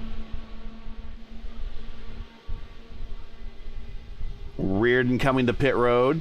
Or Reardon coming off of pit road, excuse me. Flaum coming to pit road. Caleb coming to is on pit road.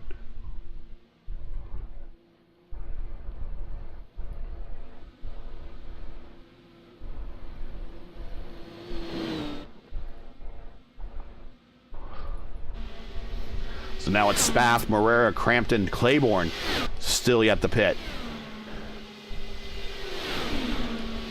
They could go 4 more laps. They would be able to stretch it if they duplicate this run. Well, Claiborne, the Turk, Engrave all pitted at 50, so they pitted 4 laps longer. 4 laps later, excuse me. And so that's going to move Claiborne right up to the front. Actually, Claiborne's coming to pit road. Sorry. Moreira's staying out. Yeah. So maybe Claiborne, I don't know. Maybe he's going to pit with a teammate and have someone he can run with. In itself, not a bad idea. Crampton now second. They both need to stop. Ingrid, also same thing, needs to stop. Hunter is gone 4 laps, also is in that lap 50 strategy. So I would imagine Moreira, Crampton, any time now. Maybe this lap. That's this lap. If they're going to be just short of making it to the finish if they replicate that mileage. Whoa! Good job, guys. Whew.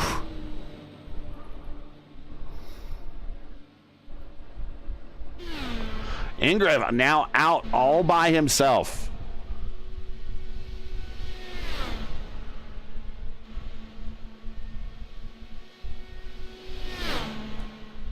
Hey, Gary, guess who's right behind Mitch Welker?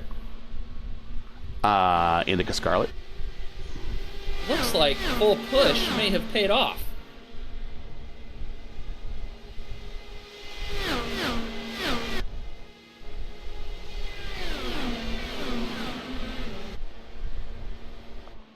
Ingrid still going.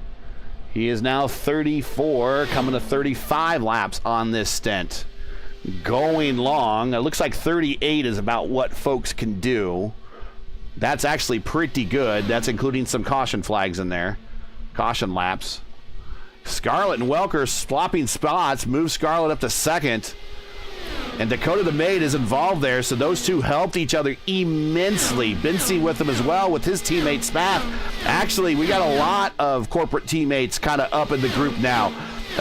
Scarlett, the Maid, Bincy, Spath, Claiborne, they're all, Flaum, they're all kind of in the same voice channel and groups working together. So that kind of super squad going on is they are working at it, and they're starting to have numbers now at the front. Here goes Scarlett again to the inside.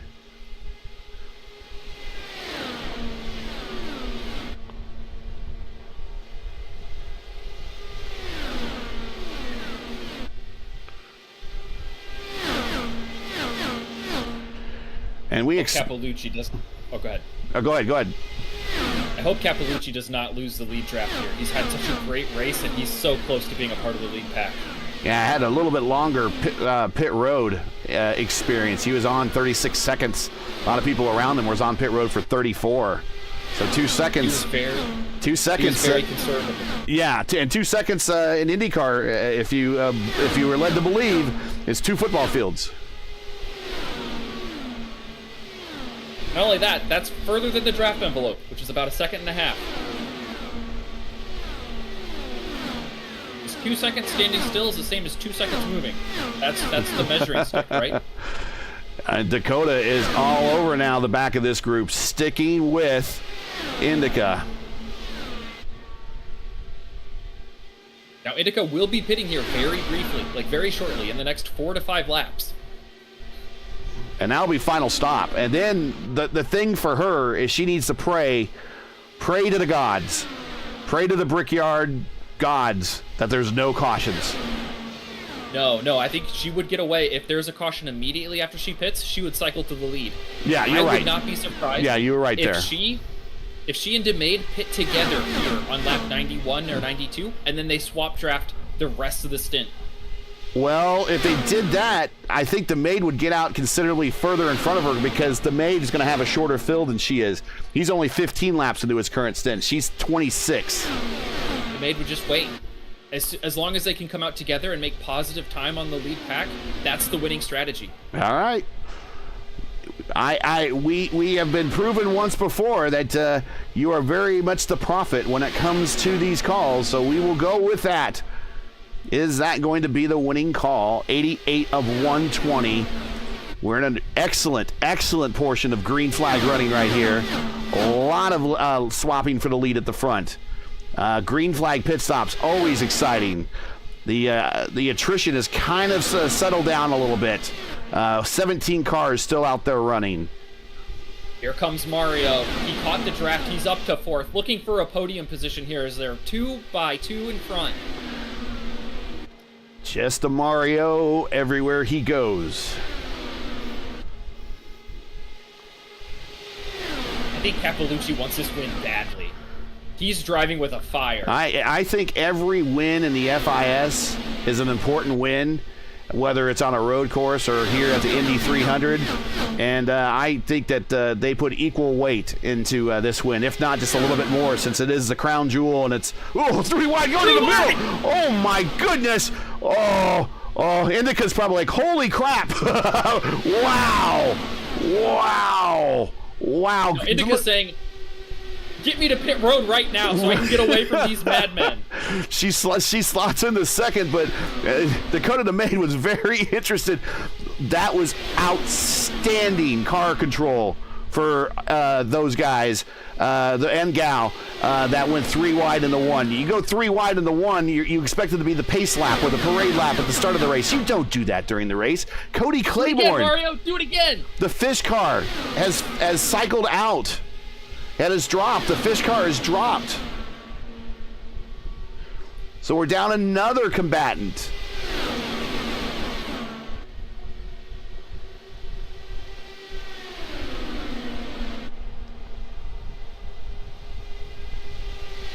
Connection error. How terrible. Capellucci to the lead.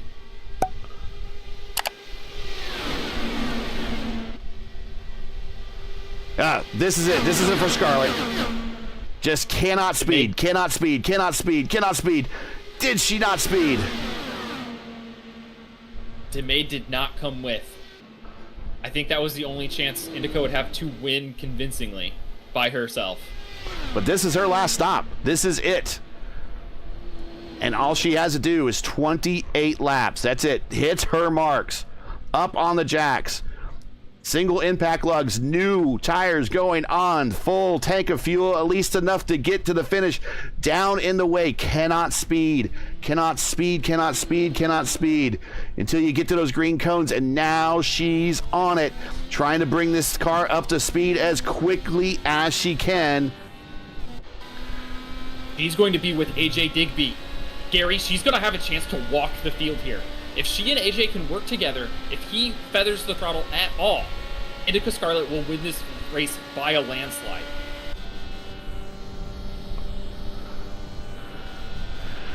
And Scarlett is 1.1 to Digby. She's in the envelope. She is in the envelope.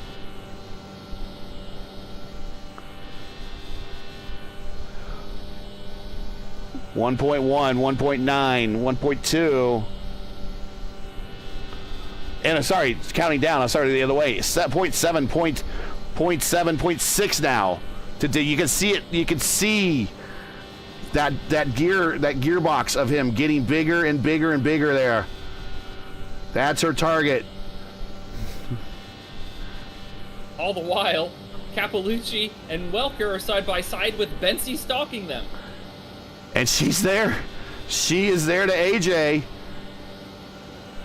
And now that I think she has the pass because she has the pace. Maybe, and it could be also Digby is also injured. We saw that he had contact. But can he keep up, and can they swap draft back and forth? Doesn't look like he has the pace to swap. Drew White might, but he's 3 or 4 tenths back, so everything she gained slingshotting past AJ Digby would be sacrificed to swap draft with Drew White. Oh, I don't know, maybe I'm wrong. We'll go back. If he can stay in the slipstream, he might be damaged, but he can still get there. And then let's take a look at Drew White. Drew White, he's in the draft too. He's only 6 tenths behind Digby, 4 tenths now. Yeah, I think Drew White has a car because he only suffered a pass-through penalty. That's why he's out of contention, more or less. I think his car is still fine. But he might be able to help someone get a win. He's not pushing it, so maybe he doesn't. Hard to say. We'll see how it turns out. All right, so we got to get back to the lead here because we got a battle there, and then we got Logan Spath was going 3 wide in the 3 there for a bit. So let's kind of reset the field and what we got to expect as a number of drivers are going to be stopping in this. Here comes DeMade for his final stop. This is his final stop, and this is going to be a bit of a short fill. He's only 23 laps into this final stint, so this is going to be a short fill for him to get to the end, and if he can, maybe he joins IndyCar Scarlet and they could work together. We'll watch this stop. This is how critical it is to his marks. He nails them, going up on the jacks, getting enough fuel to get to the end. New set of Firehawks on the car. Down and away. Here we go. Where does he pop out in relation to Scarlet? Scarlet coming down the main straight with Digby all over the attenuator. They will pass Dakota on the pit road.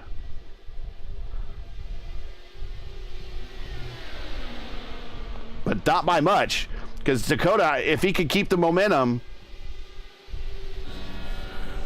Dakota is only 0.3 to White. That pulls him back in. Yeah, if he can quickly dispose of White and Digby and help IndyCar and they can flip-flop, they have 4 or 5 laps here before everyone else pits, so they can maybe build another half-second gap.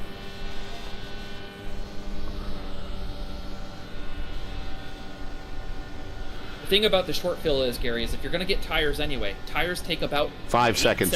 Yeah. Yeah. So if you're going to be there longer than 5 seconds, throw some new tires on.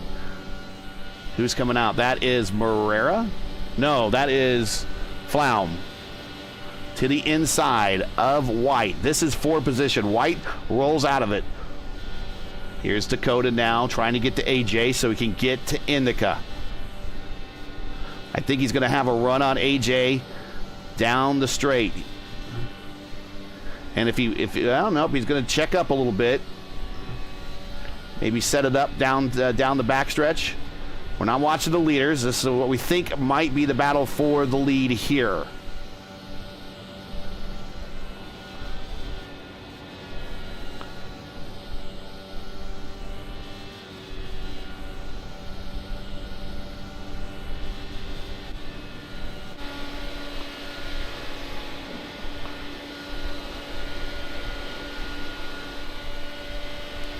Gary, I don't want to throw a wrench in the plan, but if you are Dan Morera and you went longer than anyone else, do you just take fuel?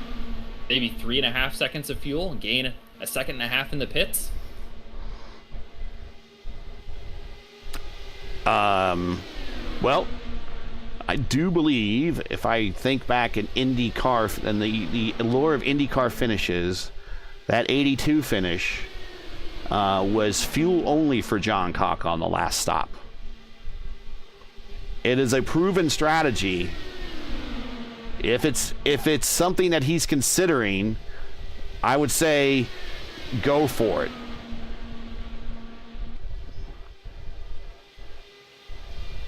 He also seemed... I'm going to ride on board with him. I'm going to see if he's saving now. Because if he is, that tells me that that's his strategy. Okay, Crampton to pit road.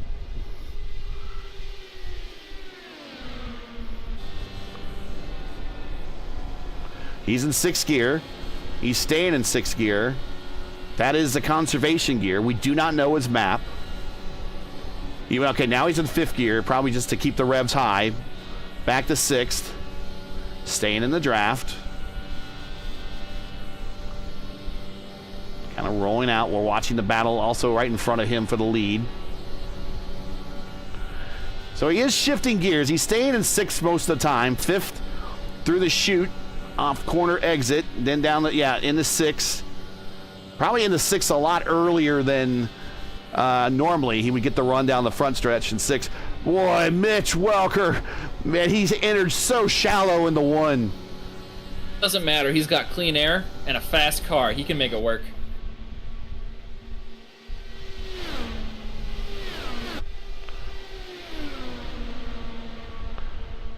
Appalucci is giving him no quarter, saying, you're going to have to enter shallow because I'm going to try to pass you on the outside all by myself. Going to pinch him down there. And he actually, he's making that shallow entry. Going to be a shallow entry, wide exit. 103 of 120. If you're just joining us, this is RaceVerse coverage of the FIS Indianapolis 300. Make sure to like, share, subscribe, and click the bell so you don't miss out on the next race, which is tomorrow.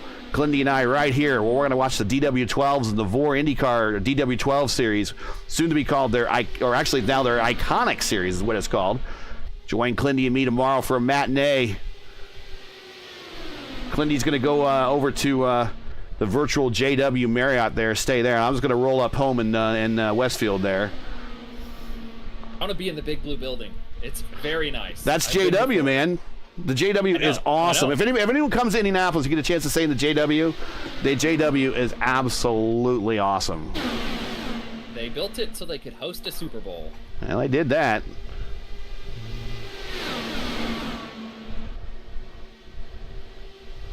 Because there ain't nobody rooting for Tom Brady when he's playing in Indianapolis. I'll tell you that for sure. That is public enemy number one. Right there next to, I think, Patrick Ewing. John Stark. Speaking of Pacers. Honestly, I'm not sure why Brady got all the hate. Should really have been Belichick. You know, there was a pothole that was so deep in the front of it actually developed in the front of Lucas Oil Stadium. It was so deep when I looked down it, I could see the flames and Belichick standing there. Good leaf. That's the pro move. Go to St. Elmo's. Right on Illinois, baby.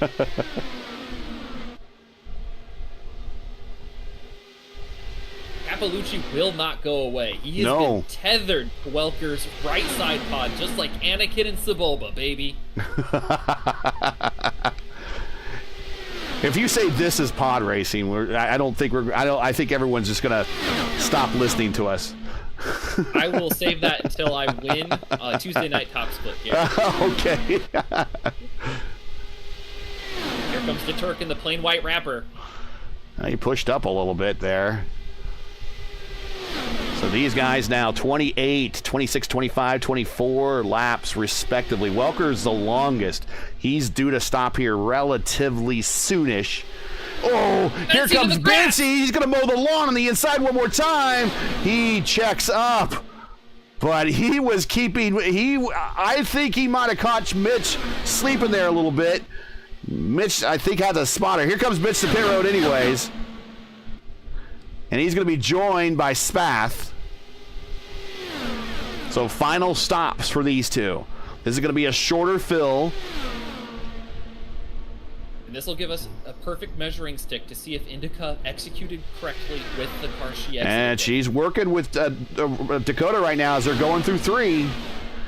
TJ Crampton's there.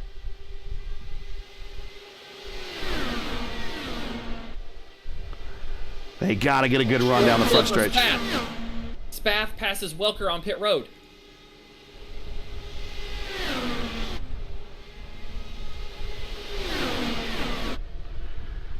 Here they come. It's going to be close.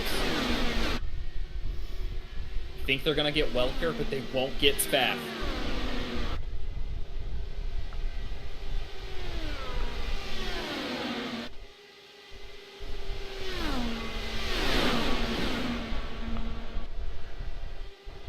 So now Mitch Welker has work to do. He has 2 cars in front of him, and then Spath all by himself on an island. Oh, he might have Crampton in front of him in just a second. And Crampton, I think, Crampton is clear. He's going to pull Flaum right along with him. Flaum, oh, nice job. And so, wow, Welker just is falling out of that entire. And now, here comes White. White's on a march. Scarlett to the bottom. This is for the race lead, probably. Well, they caught Logan really quick. The Turk is your leader. We're currently overlapping the pit stops right now, pit cycles. So the Turk and Morera. So might we see Morera go fuel only? We'll see. Okay, here comes the Turk. think Spath went fuel only as well, Gary. I think that's how he gapped Mitch Welker and got ahead of IndyCar Scarlet. Okay, Morera, 27 laps into this stint. He went 38 last time. 10 to go. He doesn't have help anymore. He doesn't, but he has himself a 30-second lead over Scarlett.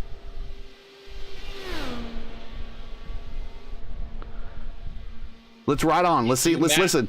Let's listen. Well, nope. Pit road. Pit road. That last stint. Oh, did he speed? Did he speed?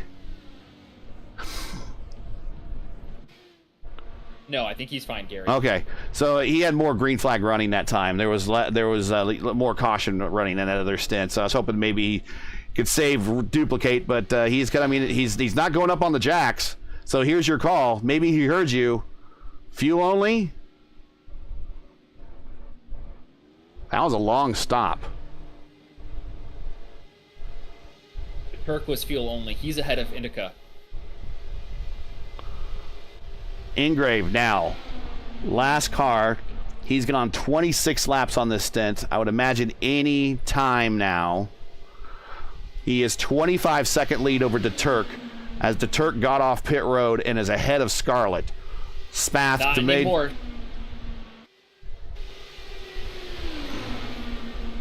Scarlett is going to pull DeMade, her teammate, here to control the top 3 spots. DeTurk wedged between them.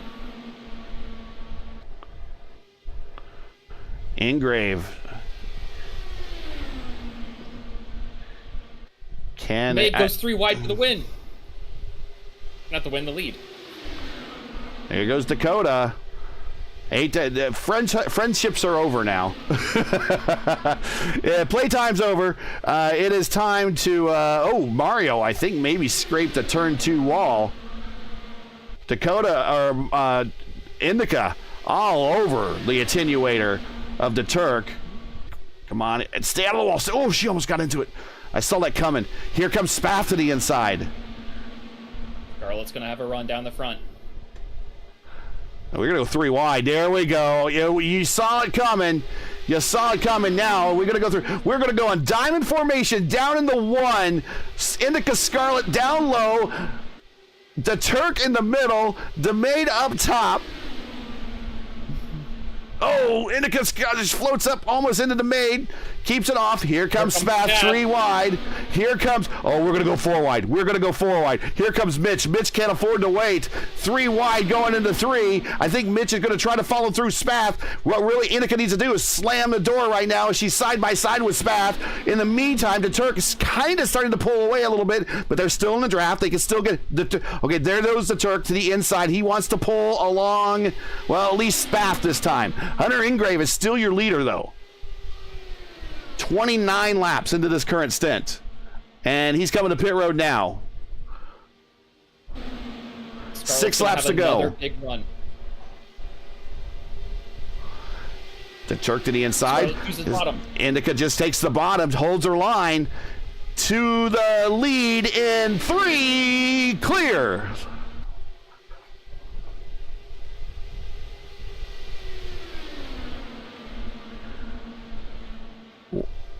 And so what happened to Caleb? He's working with Dan Morera, but Caleb is out of this battle. I'm not sure what happened. Hunter Ingrave coming off pit road. He's going to join the tail end of this group, be probably out of the draft. Scarlett and DeTurk. Plain white wrapper. What a sponsor on that car. Against the final 300. Against the final girl, and she needs to watch out that Mitch just doesn't decide to go a little bit lower in the 3. 5 to go. We're just a little bit more than a qualification run away from ending this thing. Coming to 10 miles to go here at Indianapolis. Walker's going to have a huge run here. But so did Spath. And you know what? Indica on that high line, she's comfortable up there because she's been up there all race long. No one else has been up in the high line as much as she has been all day. She's going to do a crossover move on DeTurk. She's going to have a run down the backstretch. Welker goes to the Welker's going to go outside. 3 wide. Oh, Mitch, almost in the wall. Too much wash.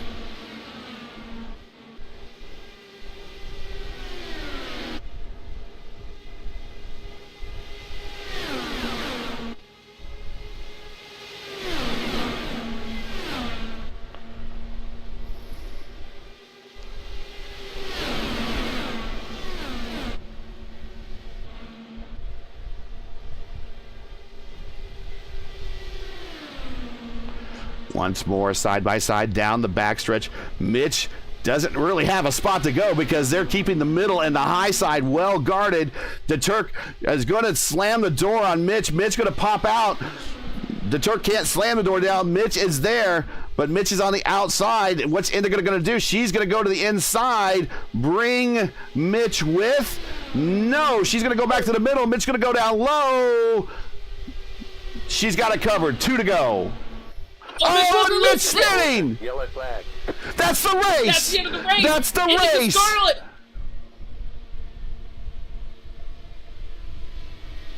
Gary, call me the prophet, man! Call me the prophet! Oh, my goodness. And let's see what happened to Mitch Welker here. To the inside. Not going to happen. He gets the turn. Very shallow entry. Down to the... comes up and contact. I don't think the Turk came into him. I could be wrong.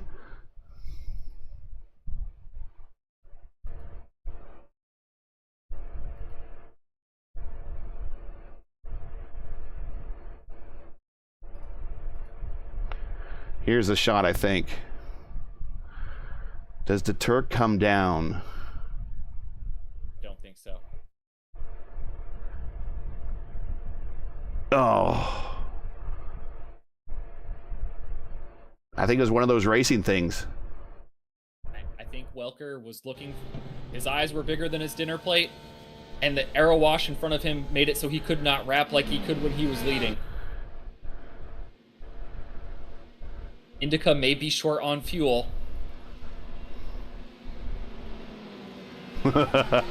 It's like when Elio won his second one and had to do those caution laps under.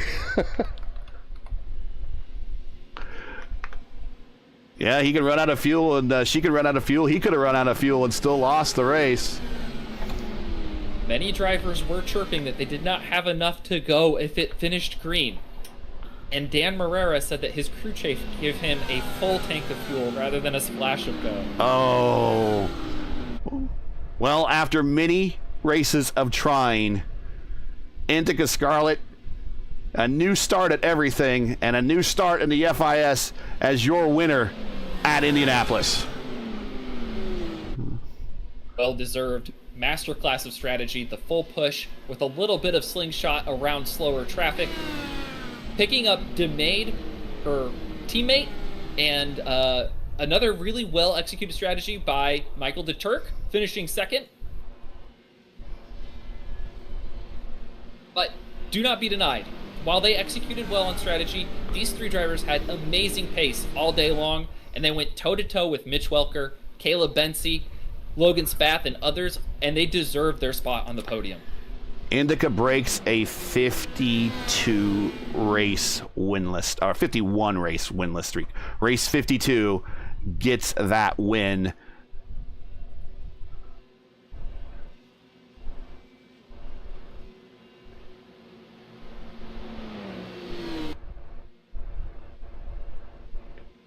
I believe, don't quote me on this, I believe she is the 20th different person to get a win here.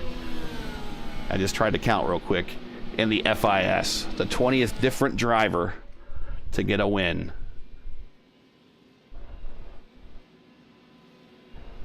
Your top three here is Scarlett, DeTurk, and DeMade.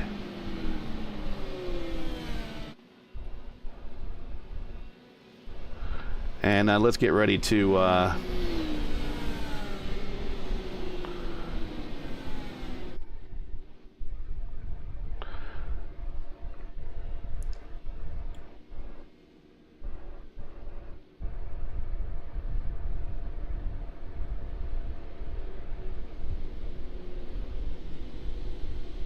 We're just going to park there for the photo opportunity. We're going to burn it down. Let's see what happens. I don't believe she has the fuel to burn.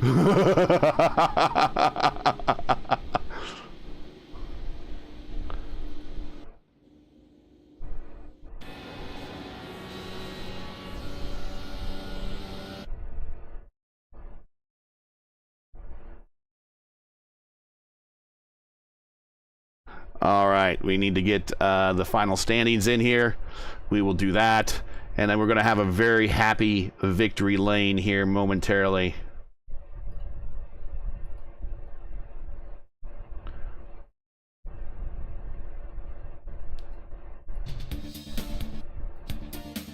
Yeah, there we go. Let's cue the music right. Got to hit the drums here.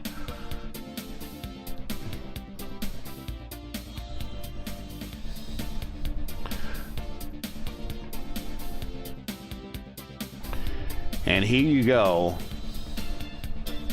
Indica with the 3-stopper. Led 14 laps, improved 7 spots, your winner. The Turk up 15 spots. He led 3 there at the end. He did a 4-stopper. Dakota. Well, Dakota, if anything, improved 4 spots, but really was, I think, the teammate of the season, teammate of the race, to be willing to help Indica when she really needed it the most, when she was out there, could have been out there by herself. Logan Spath, I can't say enough about this guy. That is 2 straight top 10s in highly competitive leagues here at Indianapolis. He finished 8th in the ERL 500. He finishes 4th here in the 300 for the FIS. Zach Flaum up 10 spots, finishes 5th. Great top 5 for him. I'm sure he's going to be happy. TJ Crampton, he is your lead amateur. But by virtue of Morera's crew chief giving him a full tank when he just needed a splash, that is painful. But Crampton finishes 5 spots better, and he is 6th. Hunter Ingrave, he hit pit road the most out of everybody in the top 10, only 7 times, and led 8 laps there towards the end.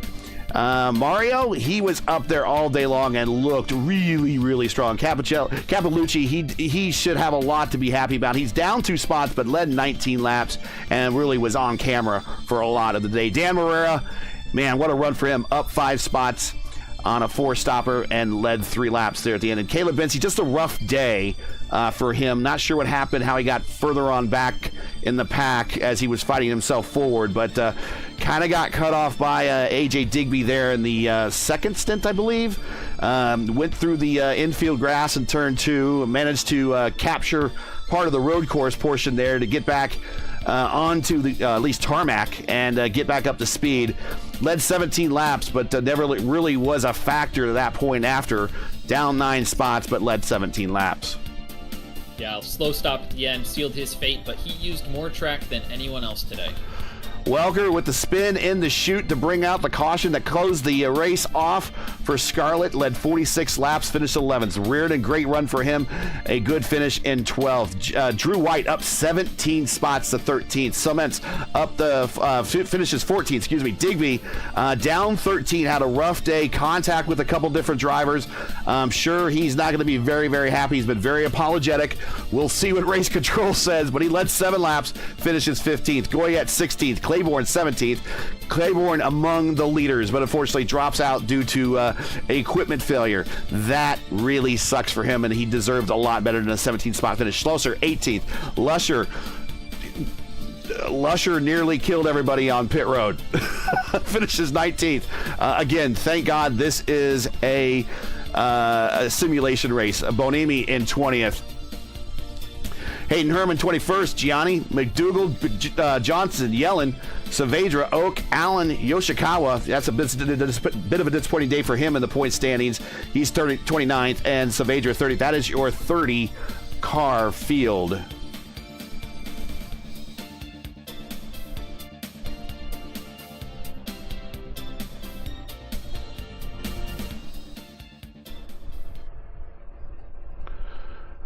Let's get Dakota to maiden here. And folks, teammate of the year. Teammate of the year. And folks, for all that, definitely that effort should reward everybody and help us out with that call. That was a great call and a great strategy by my man here in the booth, Clindy. He keeps just nailing it all the time. Give him a thumbs up. Do a subscribe and notify. Yeah, if you want race winning strategy, DM me, man. I'm open for coaching. All right, let's get into the victory lane celebration here for the podium, and let's bring up Dakota. Got you here in the booth with Gary and Clindy. Man, this used to be an old thing back on when we did the top split for the fixed series. It's been a while since we talked to you, but great run. Yeah, thank you. We're getting the band back together. And also want to mention there's only 5 cautions for 13 laps, so you guys did an awesome job out there despite all the carnage. But I know the circle of drivers you work with, and you have to be teammate friend of the year to really work with Indica out there and pull her along. Otherwise, she would have been out there all by herself and probably would not have made it back up into the lead pack without the extra speed and extra help from you. So, I mean, teammate of the year in my book. But I mean, talk about your race. I mean, looks like you were having problems kind of early in that first stint. I don't know if you were hanging back, just trying to avoid trouble, or really was it just the aggressive drivers out there, and you're just like, yeah, you know, they're teaming up on me, so I'm just going to let them go. What was going on when you kind of fell back, and then tell us about your recovery to get back up there on the podium. Yeah, the first early stage, car was a little tighter than I expected, and I was just trying to save some fuel in map 4, and then I realized fuel saving wasn't really the way to go here since it's so packy. This was the packiest IR18 race I've ever seen at Indy. I'm amazed we only had 5 cautions. It worked out though, especially at the end. I needed Scarlett just as much as she needed me, so yeah, it worked out. iRacing didn't give me enough fuel on the final stop too, so kicking myself that I couldn't take a charge there at Somebody the end. needs to be fired. But yeah, it worked out anyway with it ending under yellow, so I'm happy. Yeah, I'm happy for everything. I got no regrets. Come on, Clindy. A couple of bold moves you made out there, Mr. DeMade. 3 wide a couple times for the lead.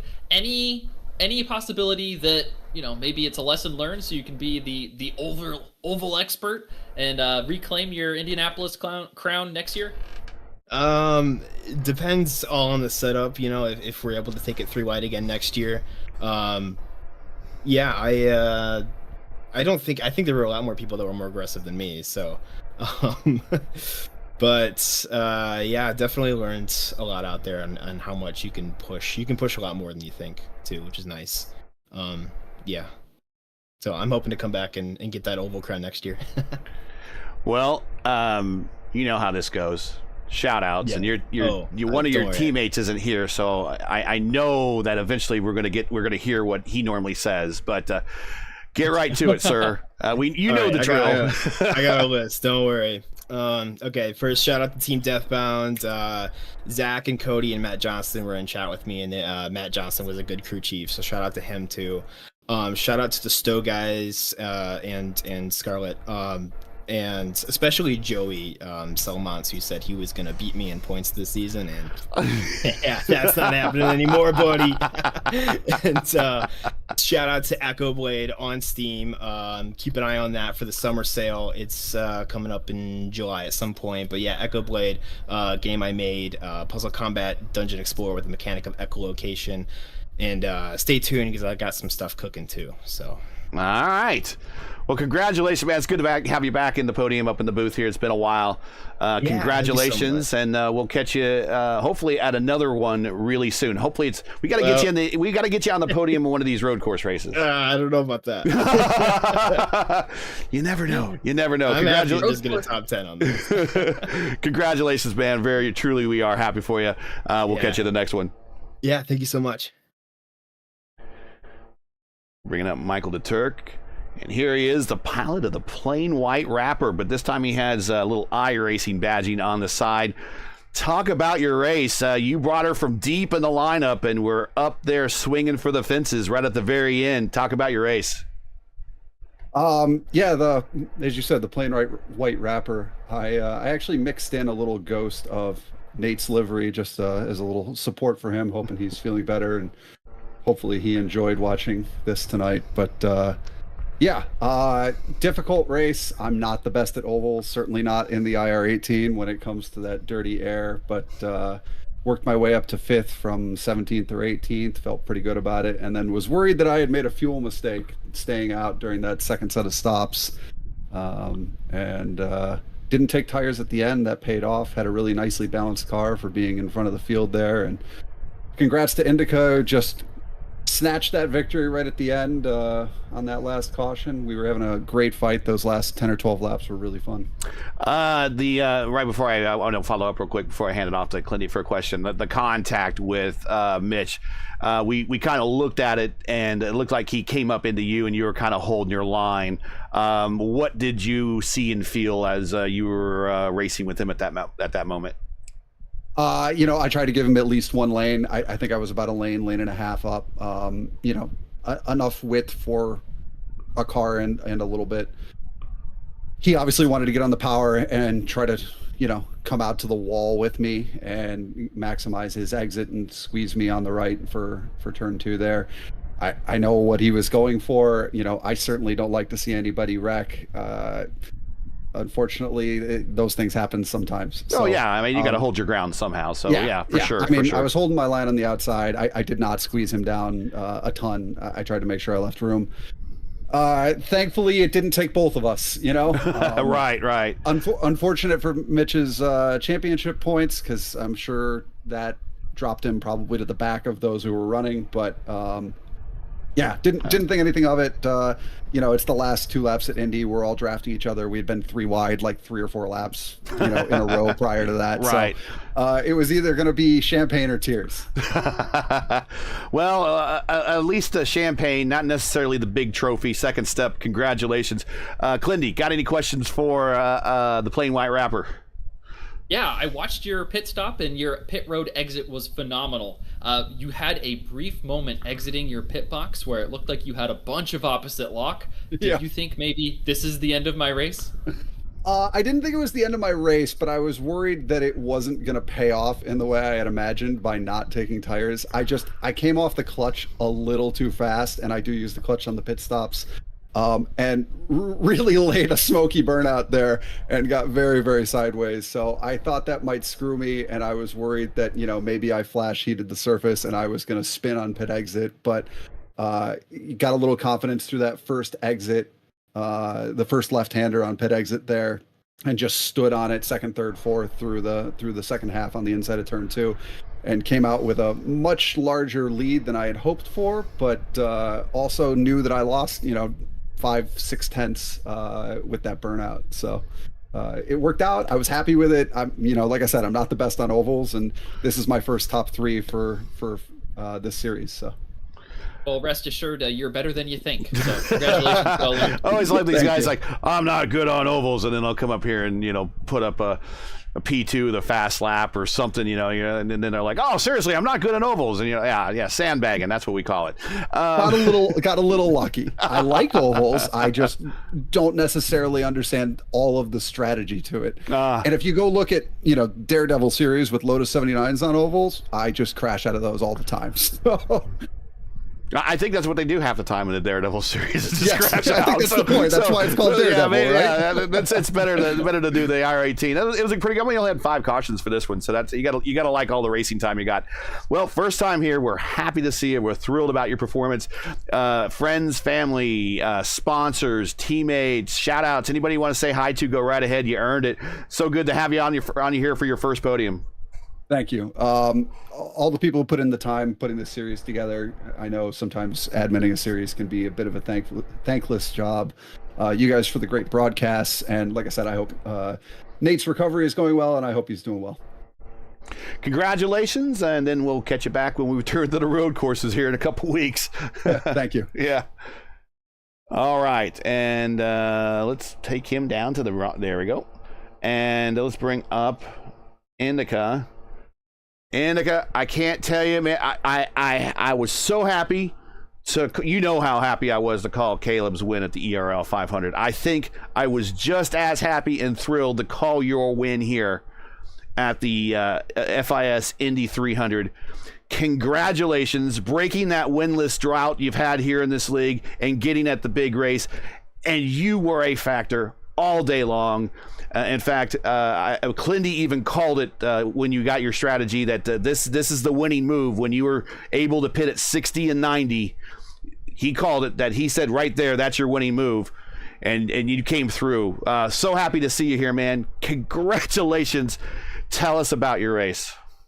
Well, it's exactly what you said, Gary. I knew exactly the strategy. It's a 120 lap race, so we go 30, 60, 90. And when everybody pit, I was like, everybody else they're going to have to pit 15 to go or something like that. Exactly. And apparently that was the strategy because in addition to that, apparently nobody took tires on that final pit stop. I thought my tires were going to be completely dead, but they were not. They were fresher to the ones that decided not. Hold bottom line.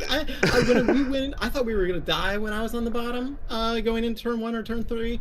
When we were 3 wide, and I was on the bottom Every time. I was like, I can't hold the bottom. I've got old tires, but everybody else had old tires, so it's totally I knew the strategy. We've done Indy so much. It's great, and it's awesome to get a win in this league, in FIS. And I talked to Dakota about it. Me and Dakota, it's we got the win on the track that we can win at. I keep telling Dakota, one of these days we'll get you on the podium for the road courses. But you had the tires, and when everyone else stopped for fuel, their tires were still older than your tires, and it worked out to be another advantage just by virtue of you still had 30 lap old tires, but they had 30 plus old lap tires. Yeah, they probably had 30, 35 or 40, even all the way up to 45 lap old tires. So yeah, I'm assuming Dakota probably did change his tires, and that's why he finished third. DeTurk said he didn't change, he didn't because he was a really late pitter. What else was I gonna say? I mean, obviously I have shout outs and thanks. Yeah. But I knew here's what I was going to tell you, Gary. I assume you appreciate me not doing a burnout on the bricks, and I didn't even do donuts. So that's right. Act like you've been there before, just like Barry Sanders. Clindy, man. That's the way I did it. And I appreciate it. Clindy, man. I'm sure you got questions for our winner.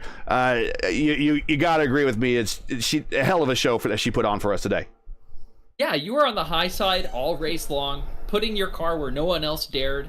And I just really need to know, did you even have the gasoline at the end to do a burnout if you wanted? Oh, yeah, obviously, I had so much fuel. I had 5 liters when the caution came out. I run liters, so that's more than a gallon. I think it's 2.5 it's a gallon liters. and a half.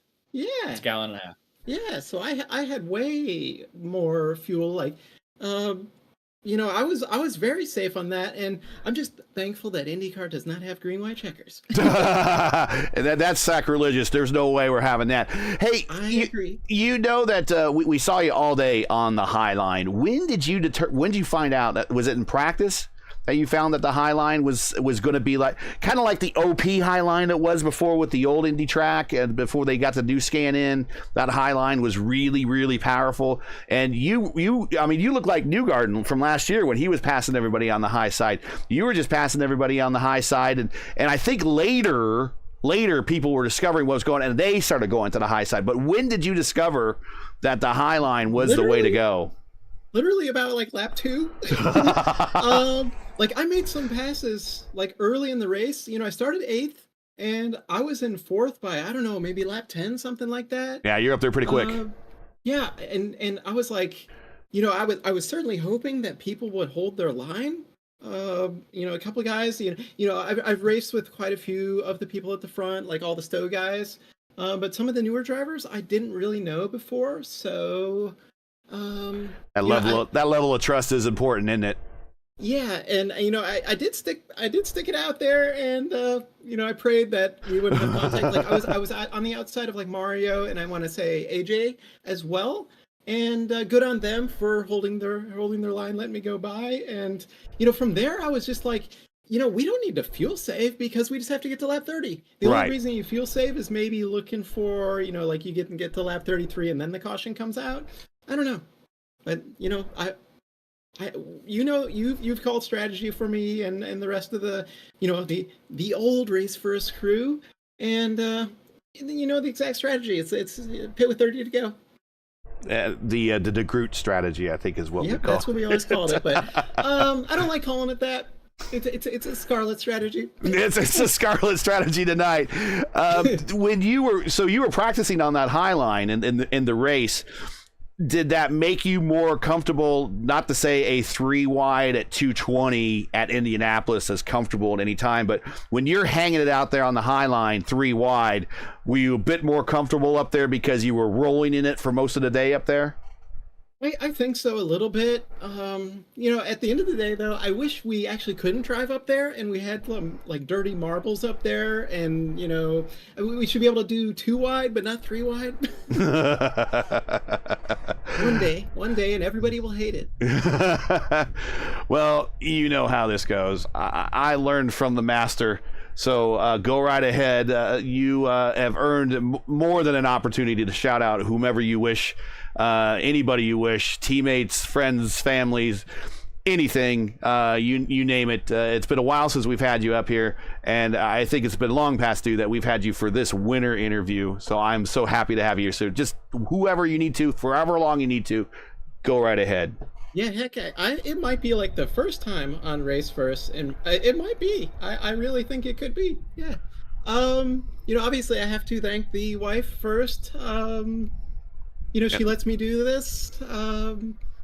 She doesn't complain about, hey, I tell her, hey, you got to feed the cats at 10 because I can't feed the cats because that's the schedule. And I usually do it, but on race night, I ask her to do that. So I really appreciate my wife for all of that. I'm doing a little streaming myself, and I've got a little viewership. So over on Twitch, I'm Scarlet Massacre. Hey, I like horror movies, and I like horror books, so I'm Scarlet Massacre on Twitch. Social media, I'm Indica Scarlet on social media, Instagram, Twitter, or no, I'm not going to call it the other thing that it's called. Yeah, I don't blame you. I won't go there. But yeah, thanking to Goodleaf. She's probably in your chat, but yes, she's new, and I got her into iRacing. She's new. She might show up on the stream at some point in time, but she's like starting from level 0, or level 1, I mean. And she's got to take that time and Goodleaf, when it sucks you in, it sucks you in. I mean, there's nothing you can do about it. Exactly. Either you become a good driver like Indica, or you become a bad driver and come up in the booth like me. Hey, Gary, I'm in the booth. Nah, you're the driver expert. Yeah, you're color commentary driver analyst. I would also thank all the Stowe guys. I have to thank Dakota for he went kind of onto my strategy. We were swap drafting a little bit on that, and that on about lap 60, there was that, or whatever, there was a restart where I led and I dropped back to about 10th or something because my tires were old. So I thought that's what was going to happen once I did get the lead on the final thing. But that because everybody did change tires, that did work for me. But it was great. Like Dakota got me back up with like Mitch and everybody else with Mario.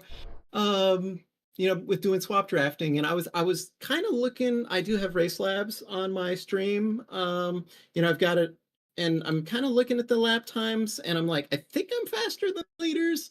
So that certainly helped. All right. Well, all the Stowe guys, Caleb and Logan, and Gavin wasn't here. I'm gonna miss somebody.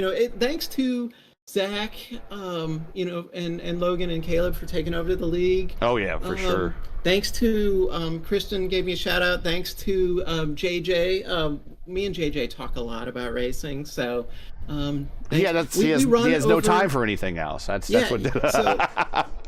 we run over in the Porsche Mission R in the electric car series, so that's a really fun series. Everybody should do it on Sunday afternoons. I know, maybe not this Sunday or next Sunday, but Sunday afternoons on Turn 200 is a strength of field about like 3:00 in the afternoon Eastern time. We run our electric cars for 20 minutes, and it's great. It's official, but it's a league. It's official league basically. Nice. I like communities like that. Well, I mean, congratulations. Again, totally thrilled and happy. I mean, it is right up there with when I watched Caleb edge out those guys in the ERL 500 when I got to call that win, and then to get to call your win here is just so thrilled to do that for both you guys who have been so important to me in sim racing and broadcast and everything. So congratulations, very happy for you. What I would like for you to do is please go out and celebrate this to the max, because you more than deserve this win. Very popular, I would hope, and we hope that we get you back in the podium up in winner's circle again really soon. Congratulations, my friend.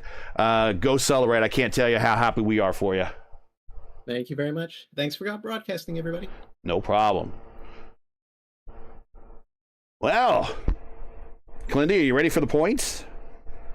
Sure. I want to watch this race again. Can we start from the top?